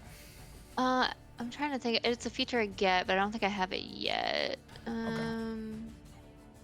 You kind of Yeah, bat not the yet. second attack away, but unfortunately the first one dealt a total of 23 piercing damage and 21 poison damage. So a total of 44 damage. Wow. They hit really hard the first round of combat.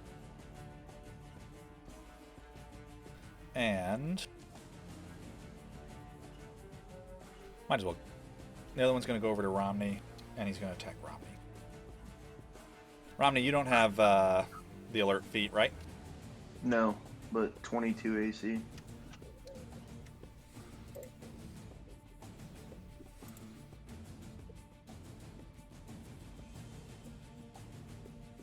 I need you to make a con save.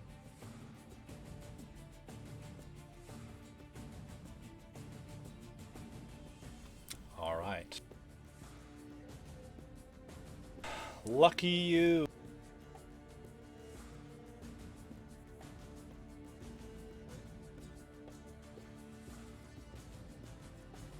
Two attacks, knives wheeling towards you, jabbing in towards your defenses. You're able to parry one of them away, but the other one cuts in deep, and you can feel the sting of poison into your side.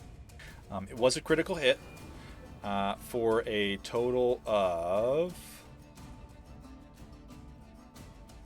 48 damage.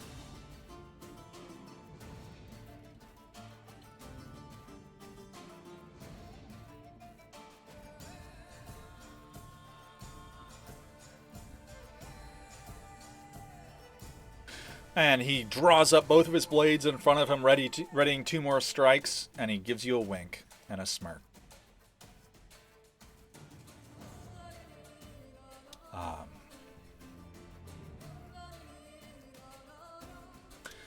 The other one, with a shout, the one that had stabbed Azriel, you can hear him yell, "You already have the code word, let's just grab it and go." Snow, you don't have the alert feed? No. Okay. Neither does Azriel, Ronnie, and Javid's turn again.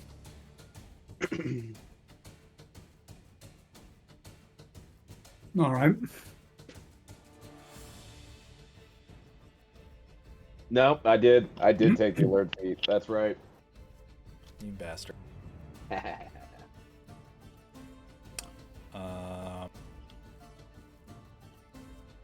Well, it's your turn.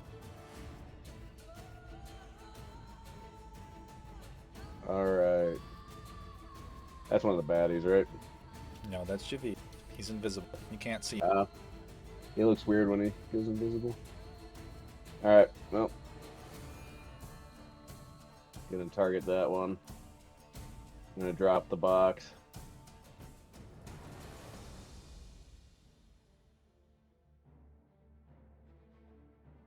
Your bow hits, blasting with electricity, coursing through him. The assassin lets out a yell.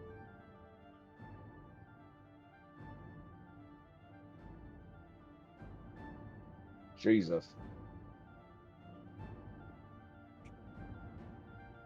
All right. And then, yeah. That's the end of your turn. Then it is Javid's turn. All right. And you are Wait. no longer invisible. Correct. What was that, Dimitar? Would I have gone by now? We actually are only on the second round of combat. Surprise round. You didn't get it. Yeah, technically the Gotcha. first Okay. actual round of combat. Okay, that makes sense. I mean, it was a round. You just had the surprised condition, which meant you couldn't act. Okay, I'm fine Alright. with that. I just want to make sure it wasn't skipped on accident. Well, I think that stabbing was really uncalled for. So I'm going to use Hunter's Mark and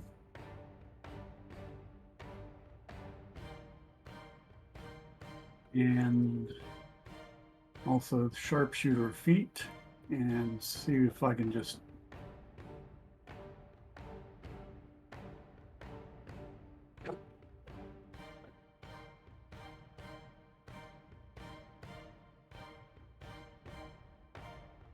Oh, god damn it.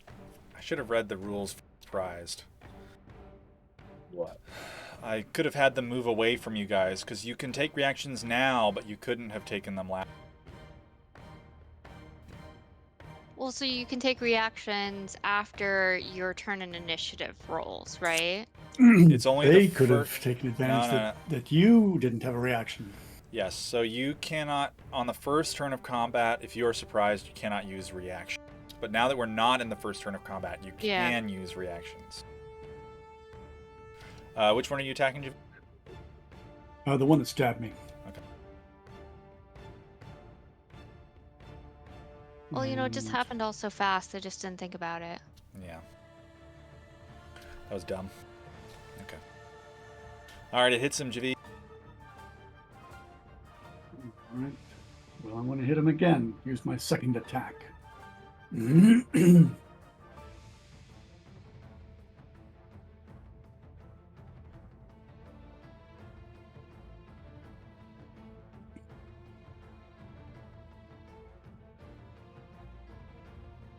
And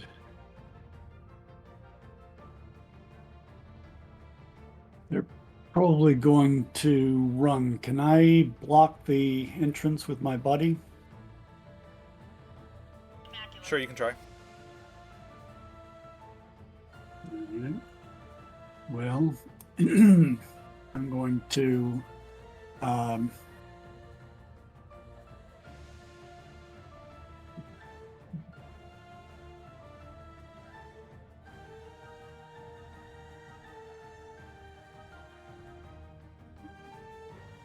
step over and block the door.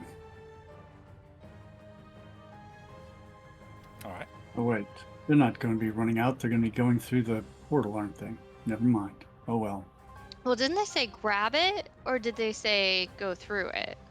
Like, do they sound like they're grabbing the mirror? They said grab it.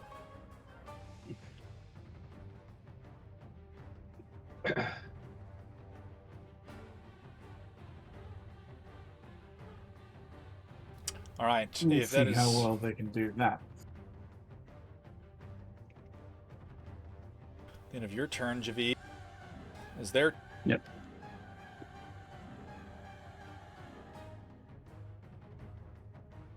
All right. The one next to you, Azriel, is going to hook to the other side of the room. So I'm gonna reuse my reaction as he moves away. Sure.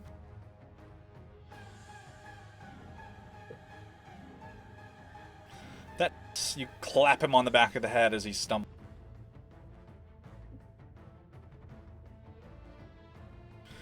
The one next to Romney is going to jab him.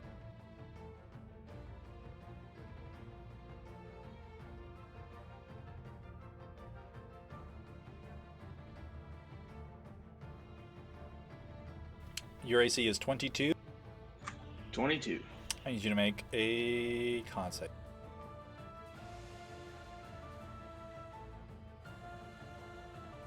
Alright, so that is a save. You take 7 piercing and 9 poison for a total of 16 damage. I'm down.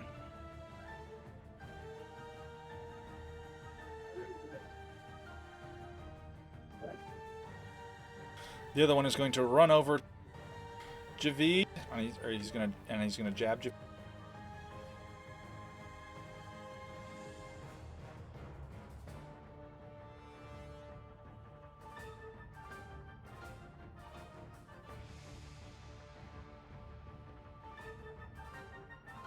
Javid, I need you to make a con save. Because your AC is 16. 18. No, yeah, right, 16. I don't know why I was thinking 18. Do you need you to make a con save? That is a save. You would take 6 piercing, 13 poison for a total of 19 damage. Azrael, you and Demetari can see as the thief who you had punched in the back grabs this strange-looking kind of net from his pouch, tosses it over the mirror, and it just like shrinks it down to palm size. And he lifts it up and pockets it, and then he turns. So that's the one that's by Javid or the one by himself? It's the one by himself, I think, right? The one by himself. Okay, thanks. No, that's where he's gonna stay.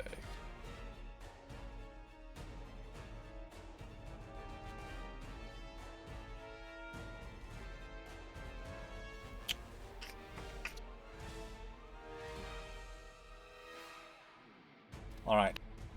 Oh, shit. Snow, it's your turn. Romney has fallen unconscious in front of you. Alright. Well. So which one has the mirror? This one? That one, yeah. Yes.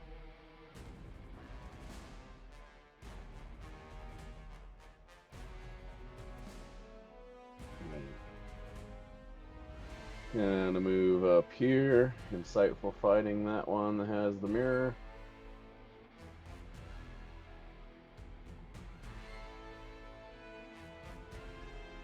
All right, you win the check.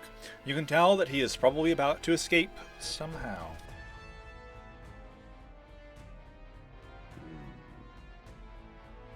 Let's go. And then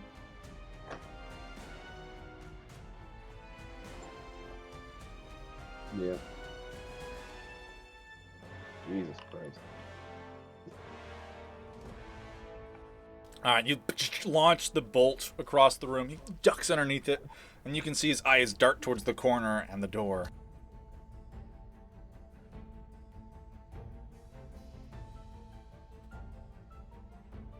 That's all I'm doing. Azrael, your turn.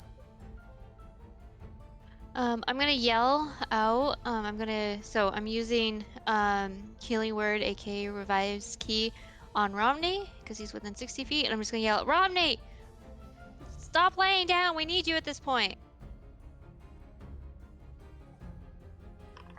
And you get 8 hit points. Then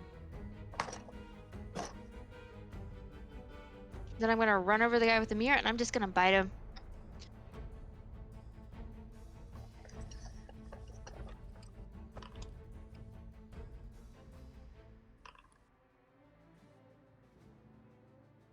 So I heal 8 plus 9, 17.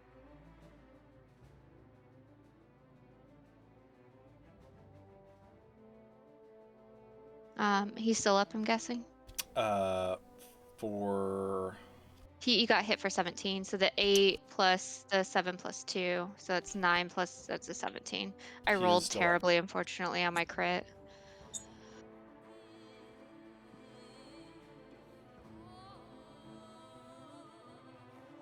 he is still up, but just barely. Alright, well, that's the end of my turn because I used my bonus action, my move, and my action, so that's all I can do. All right, Romney, you're lying in like a pile of gold, just waking up.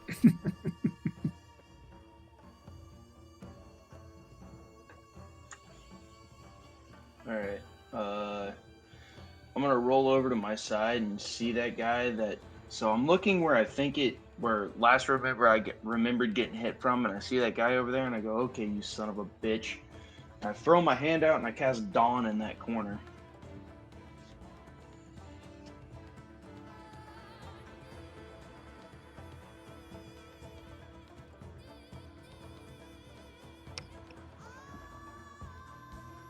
.30-foot cylinder.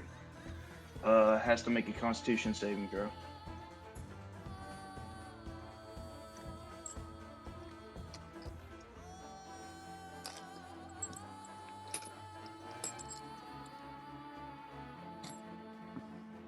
Actually, both of them do.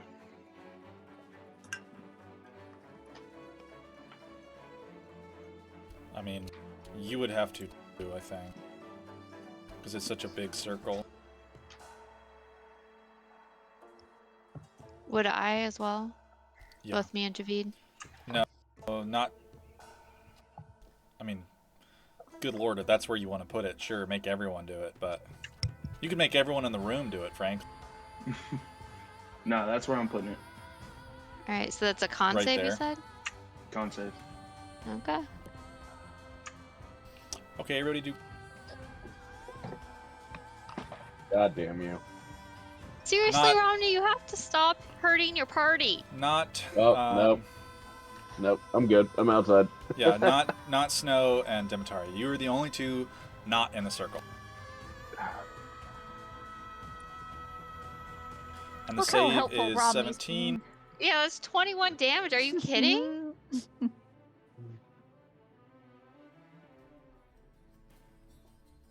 After all you've done for him, you revive him, and look what happens. And he kills Yeah, I should have everybody. left him down, yeah. Everyone goes down. Snow turns to Demetari. You just want to load our pockets and get out of here. I think Romney, you just knocked yourself out again, actually. Yeah, I did. Oh He my stands up, god. casts a spell, passes out. I Fucking should have just left him down. Damn it, suicide Ray. vest of it. Does it at least kill the guys? The one by Javid perishes. The other one is still standing. Ooh. Could have almost been justified.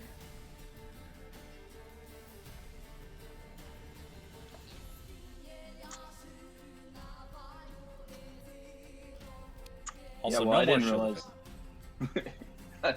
Yeah, obviously. Okay. Well, Romney passed himself out. Demetari's. Leave Romney alone. Just kill the guy with the mirror. We'll get him later. He needs a nap. Yeah. I'm gonna cast Wither and Bloom on Mirror Dude, but I'm casting it at 5th level. It's a con save, which means that Azrael, you can retain some hit dice. Let me do some math. Is it just one hit dice I can roll?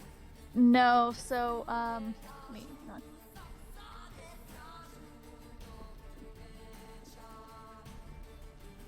I think it's 4.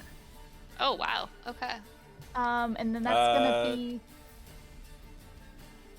Yeah, it'd be. You can roll 4 hit dice. Yep, and that's gonna be plus my spellcasting modifier, which is +5.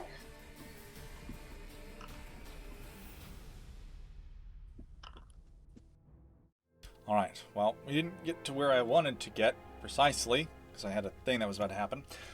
The 2 assassins lie dead on the ground. The one that had been targeted by Romney's spell and Demetari's spell. He's just this like desiccated husk in front of you.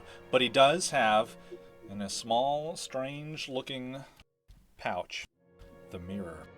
Yeah, let's go suck her out. Oh wait, should we not Azrael. just take the pouch? Azrael, you note on Yeah, the we should. wall behind where the mirror was, the bolt sticking out of the wall has struck some kind of mechanism. There is a faint whirring and clanking in the wall. Like, as in, there's something coming out of the wall? No idea. You guys hear that over there? You're the only one who can hear it. Maybe we need to take the mirror and just leave. Let's leave here. I think that might be a good idea. Yeah, I would definitely. agree. I'm gonna go over to Romney and let's see, what can we do? Let's give him some 3rd level cure wounds. I have a question about the pouch. Is it see-through? Yeah, it actually looks kind of weird. It's like a fisherman's net is what it's holding it in. And you can it like everything's still proportional about the mirror. It's just smaller. Just tiny. Yep. Palm size. The miniaturizer net. What if we made miniature skeleton friends and put them in there? Oh, sure. That way you've got friends you can make. You've got can barrel make of friends. monkeys, and then you've got net of skeletons. Not a bad idea. I'm gonna pat the like husky dude, the one that I killed. Like, thanks, bud. Nice. Does he have anything else cool on him? They've got poisonous stabby things. They do have poison-coated daggers. I'm gonna take one of those poison stabby things. That was ought to be some recompense for getting the shit stabbed out of me twice. I'm gonna look for any like orders or letters or correspondence. All right, go ahead and give me an investigation check. How many What are you doing poison over there, Pat him down. daggers?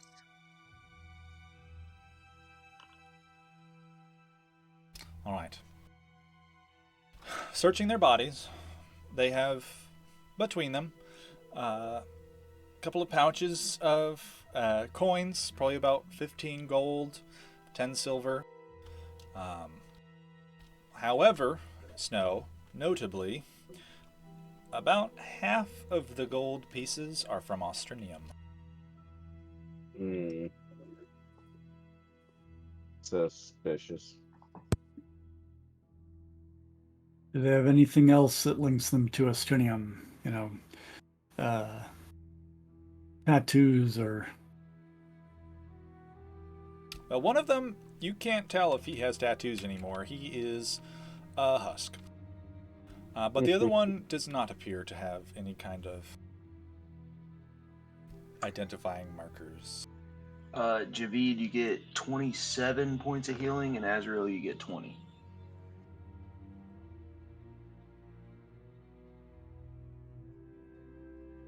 Still not at full, but much healthier. But no, we really Yep, need that to have a helps a lot. conversation, Romney, about not killing your ally. Well, you yourself, but Alright, also first your of all, I allies. didn't know what that spell was going to do. That's my bad. That one's on me. I'll take that one. But I also fix the problems when I make them. Alright? Like, you really, that's just not good to hurt your allies. What if they had, what if you killed me and Javid and they were able to get out? But I didn't. Right, but it could have gone that way. Close Right. only counts in horseshoes and fireballs. I'm just saying you Alright. need to think about it for next time.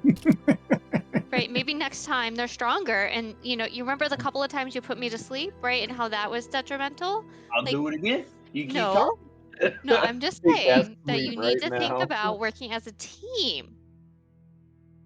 Obviously, and I'm the only one getting their shit rocked. Alright? I'm trying here. I got you up, and then you decided to knock yourself out. I'm just saying. Man, you are crabby.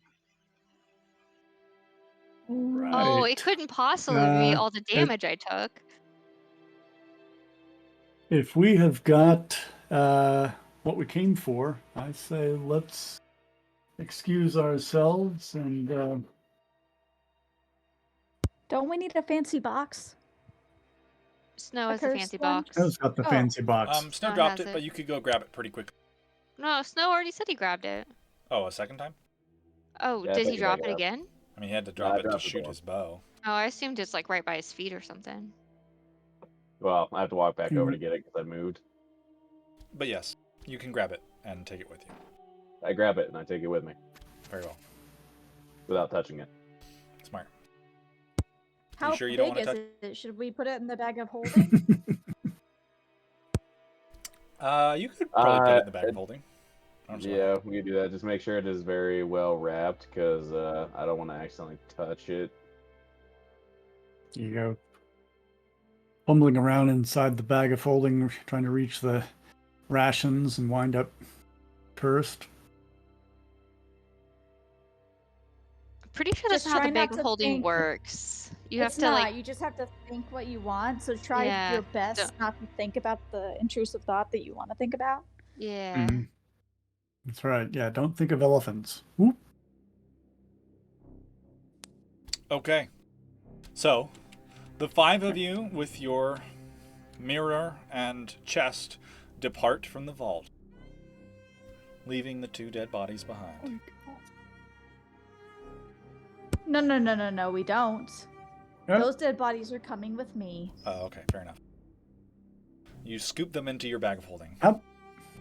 What if we left one of them as bait? They're going to know that somebody's gotten in and stolen, and maybe they think that this one of them was the one that did it, and cover our tracks that way. Why don't you just leave an Australian coin? I'm sure someone will find it and link it Ooh, to yeah, there we someone go. from Ooh, Australia. that's a good Misdirection. idea. Yeah, I'll drop That's a the very good idea. Australian coin. All right. You conspicuously leave an Austrinium coin, taking the two bodies with you. Navigating your way out of the vault, opening the door, you return to the world above and the night. There appear to be voices in the courtyard. They are some distance away, conversing about nothing of importance. Shit, we look like a hot mess. I'm gonna start Um, prestidigitating everyone. Okay. Yeah, get the blood off, maybe. Yeah. Yeah, probably a good idea. Yeah. Yeah. Fix my my ears. I put wax ears on to look like a half elf, and my elfie is coming out. All right. After cleaning yourselves up, Um, you climb out of the statue and find yourselves in the courtyard. There's about 3 or 4 people, maybe 30 feet away, on the far side, loudly discussing the vintages of wine. Lord Virginius has apparently popped a rather old vintage in celebration and begun serving people with it. We should find a way to get his coin back to him, right? Yeah, that's probably a smart idea. Yeah, sure. You want to come with me? If you hand it to me, I'll like introduce you to him or something and pop it back on him. All right. Yeah, that sounds good. You remove the coin from the palm of the statue. The door slides shut. The pond remains empty. Yeah, I still think we should give him the coin back. You Do don't we want him to see think like that we... a mechanism, like turn on a faucet or something to Give me an refill the investigation pond? check.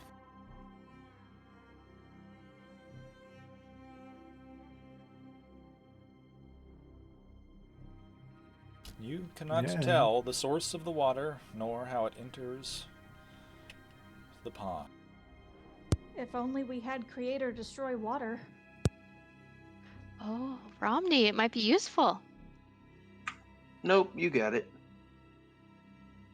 I'm too busy getting the coin back. I don't know, maybe you should make yourself Yes, useful. Demetari and Azriel have scampered off. It is just the Snow, Romney, Javid. And Javid is trying to figure out the pond and not succeeding. Oh well, let's get away from here. Let's go get some wine. All right. The 3 of you depart from the statue and head back into the park.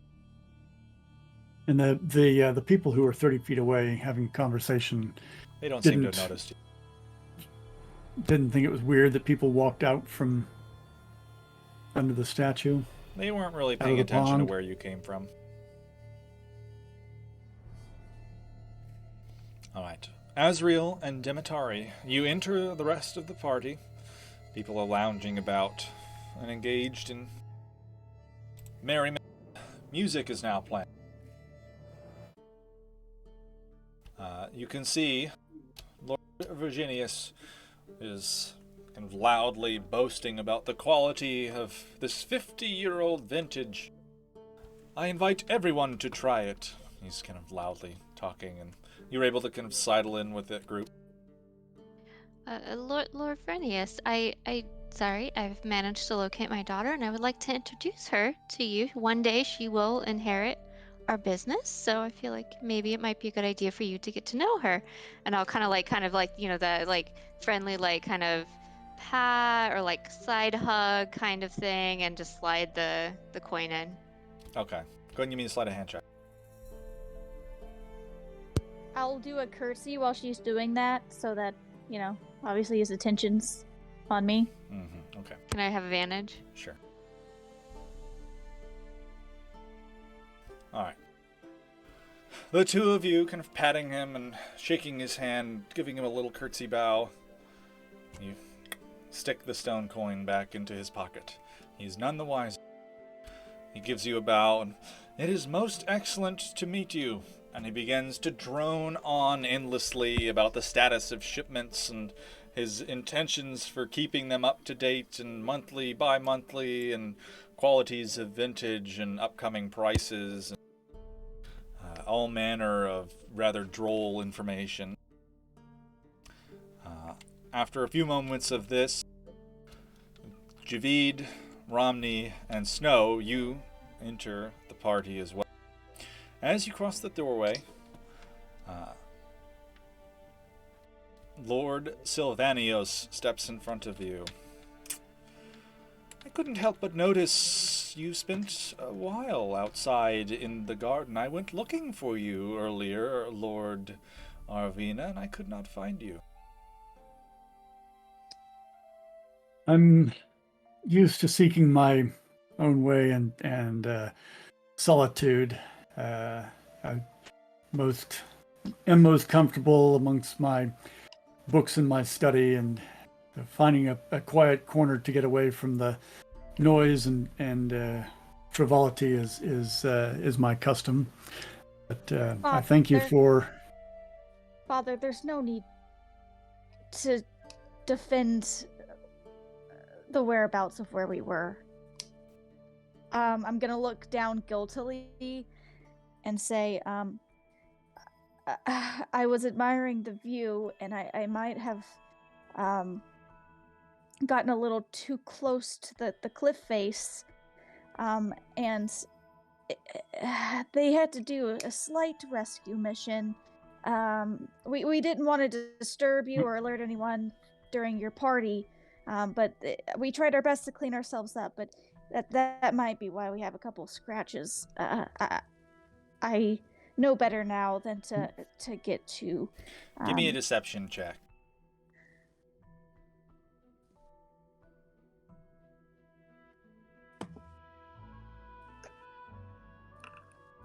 Damn.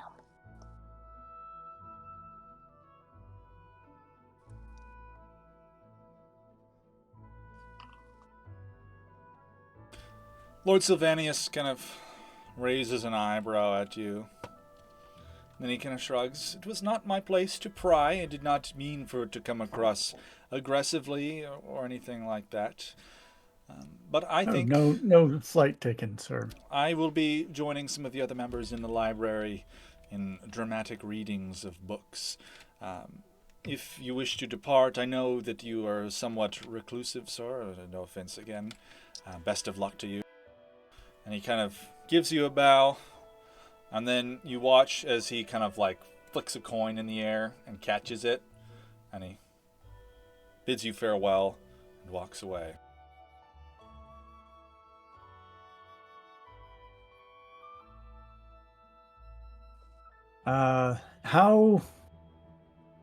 To what extent should we believe that he has lost interest in us, and how much of that was a ruse to throw us off? I don't know, make an insight check.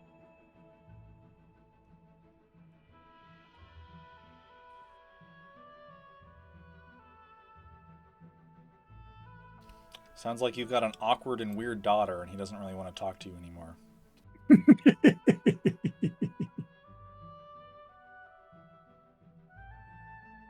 Fair But enough. he departs Come, and Poppy. leaves you. All right. The five of you are now unentangled and free to do as you wish. The evening grows late. What do you guys do? I think we need to go back to a safe place. Like, go to, what's his name, Vandrin, and give him his box, his cursed box. All right. So. Right. The five of you begin to depart from Lord Virginius's party.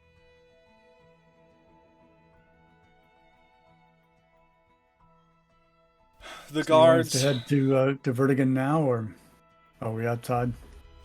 I mean, you exit the establishment. The guards bid you a good evening, and you find yourselves released from the rigidity of formality. so we need a safe space to go through the mirror, right?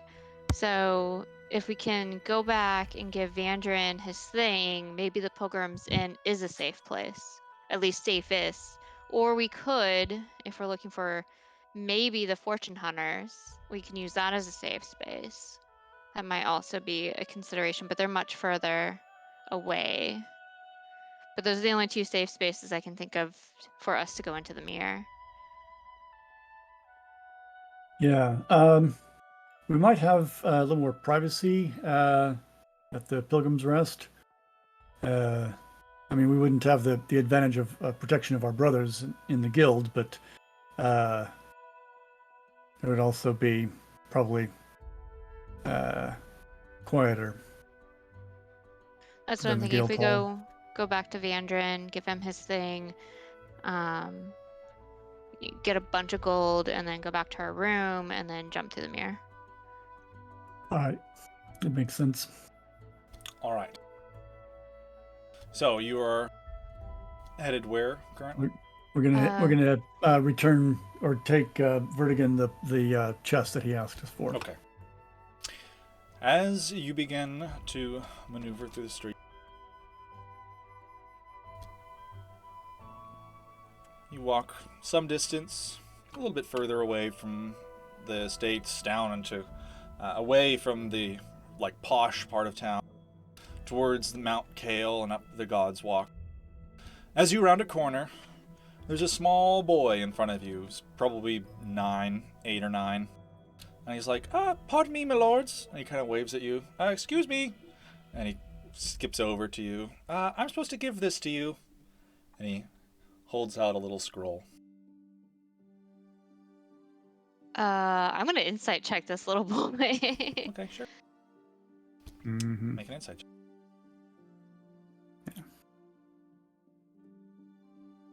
Strange children distributing scrolls is no basis for.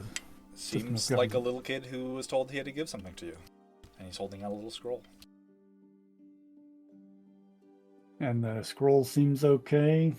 It does look like a scroll. And we've had scrolls go boom on us before, right? I don't know.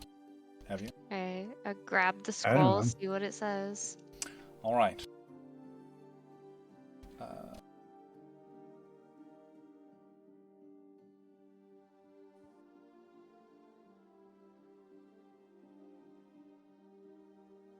I think with all the hesitancy of Javid and scrolls, Demetari is going to assume that he maybe can't read.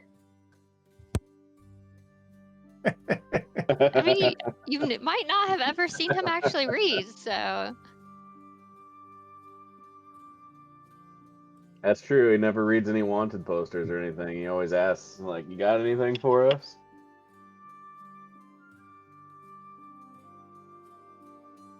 But that's That'll okay. be my little secret.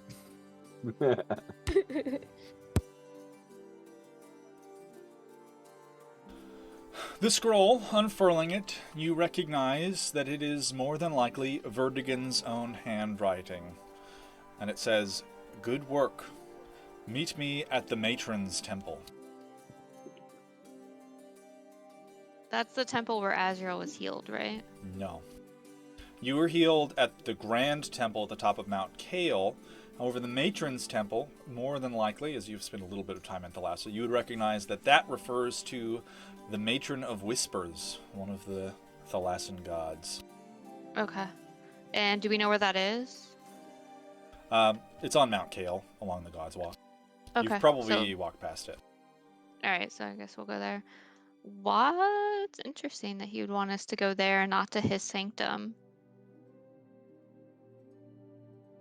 Maybe he needs the help of the clerics there to get rid of the curse. That does make sense. All right. And as for me and scrolls, I took a course in assassination techniques, and that's one of them.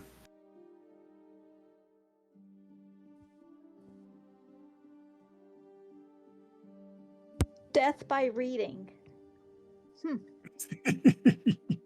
It's how Well, you encourage people not to think. It's very bad.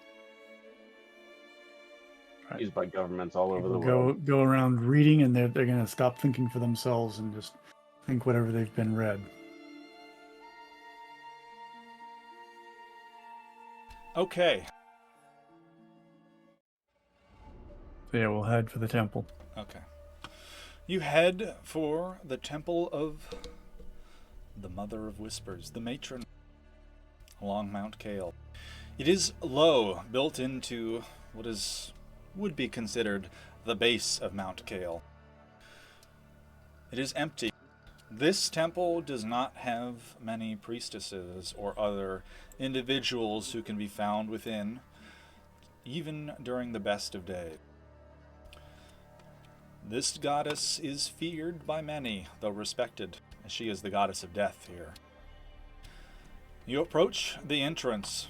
There is a lone torch illuminating your way inside. Your footsteps echo off of the marble floors through a grand and somewhat cramped passageway, high ceilings above. There is another torch behind some of the pillars, adjacent to an opening of a hallway.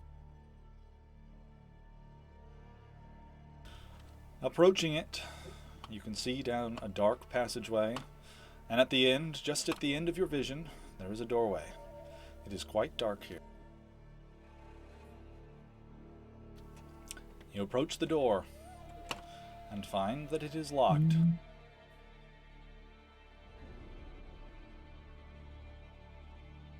Well, since Snow hasn't acquired new thieves' tools, I guess I'll use mine. Try knocking first. We're supposed to be invited here. Already out and failed. The lock does not open.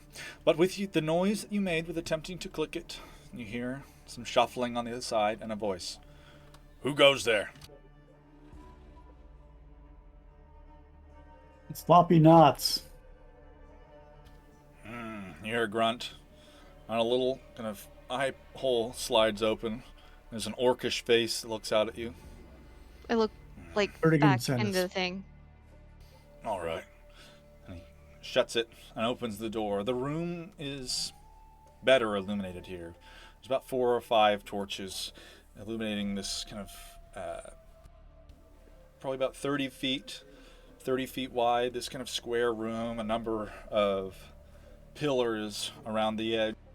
On the farthest wall, there is a statue of the matron, draped in robes, her face veiled. And sitting at its base, picking at his fingernails with a knife, is Verdigan. And he gives a smirk and kind of stands in a bow. You are most capable, my friends. I applaud you generously. You're pretty good yourself to figure out that we had succeeded even before we'd reached out to you. I have eyes in many places. That party was well spied upon, not just by myself. Now, if you would please, and he beckons you to enter, we have business to conclude so that we may part ways amicably. I have a choice for you to make. Gold or other things. And he kind of gestures, and as he does, you can see coming out of one set of pillars kind of against the back wall, there's a couple of guys. You can see they've got this really heavy looking pouch. And then on the other wall, 2 guys come out and they're holding a big chest and they drop it down. What's in the other pouch? Both of them are heavy. Both are rather heavy. This one, obviously, and he gestures toward the pouch, is gold and some gems to lighten the load a bit. The other, well, call it a mystery. A fun little game, but assuredly worth more than you could possibly know. I We'll want to take the I like- mystery bag, I please. like I want to games, insight yeah. to check this guy. Is he trying to screw us over? Sure. Make an I'm insight. gonna inside the people who are carrying it and see if it's actually heavy. Sure.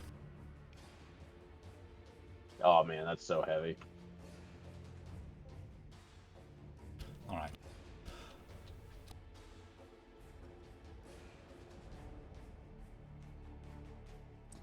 This is the guy that I had given the wheat pillow to, right? The embroidered one? I think so. Verdigan? Pretty sure. Yes. This is Yep, very I good. trust him. We're going with the Um, mystery bag. So, Snow, it is definitely heavy as shit because it's 2 big dudes that are holding it, and they are not pretending. Azrael, It is. I mean, he's the kind of guy to always mess with people, but between choosing the gold and the chest, he's giving you a fair choice. He's probably just, in your best assessment, he's probably offloading something that he shouldn't have onto you. It's valuable, but he's giving you a thing that, he doesn't want to do anything else with, presumably. Why don't you want the thing that's in the chest? Why are you offering it to us? Let's find out what it is. Maybe it'll be it's a key to a castle that's in a different country, and he doesn't want to bother traveling. You can have or review what is in the chest after you make your choice, not before. Well, of course. If you wish to make things easier on yourselves, you may have the gold and the gems and be boring and all of that.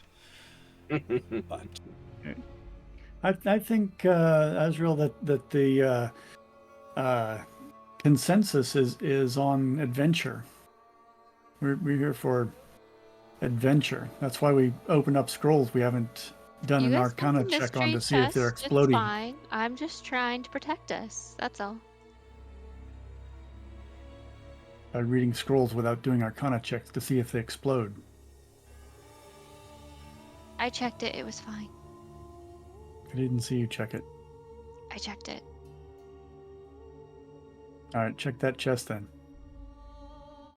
is that All right. is that you making your choice? I'll do an That's arcana me check blabbing. on the chest to see if it's trapped in any way. There's always a way to make sure everybody's telling the truth. Yeah, the chest is fine. It's not trapped. It doesn't appear to be trapped from the exterior. Yeah, it's fine. See, I checked it. Very I well. don't know why we're waiting. Let's Demetria, you're with me.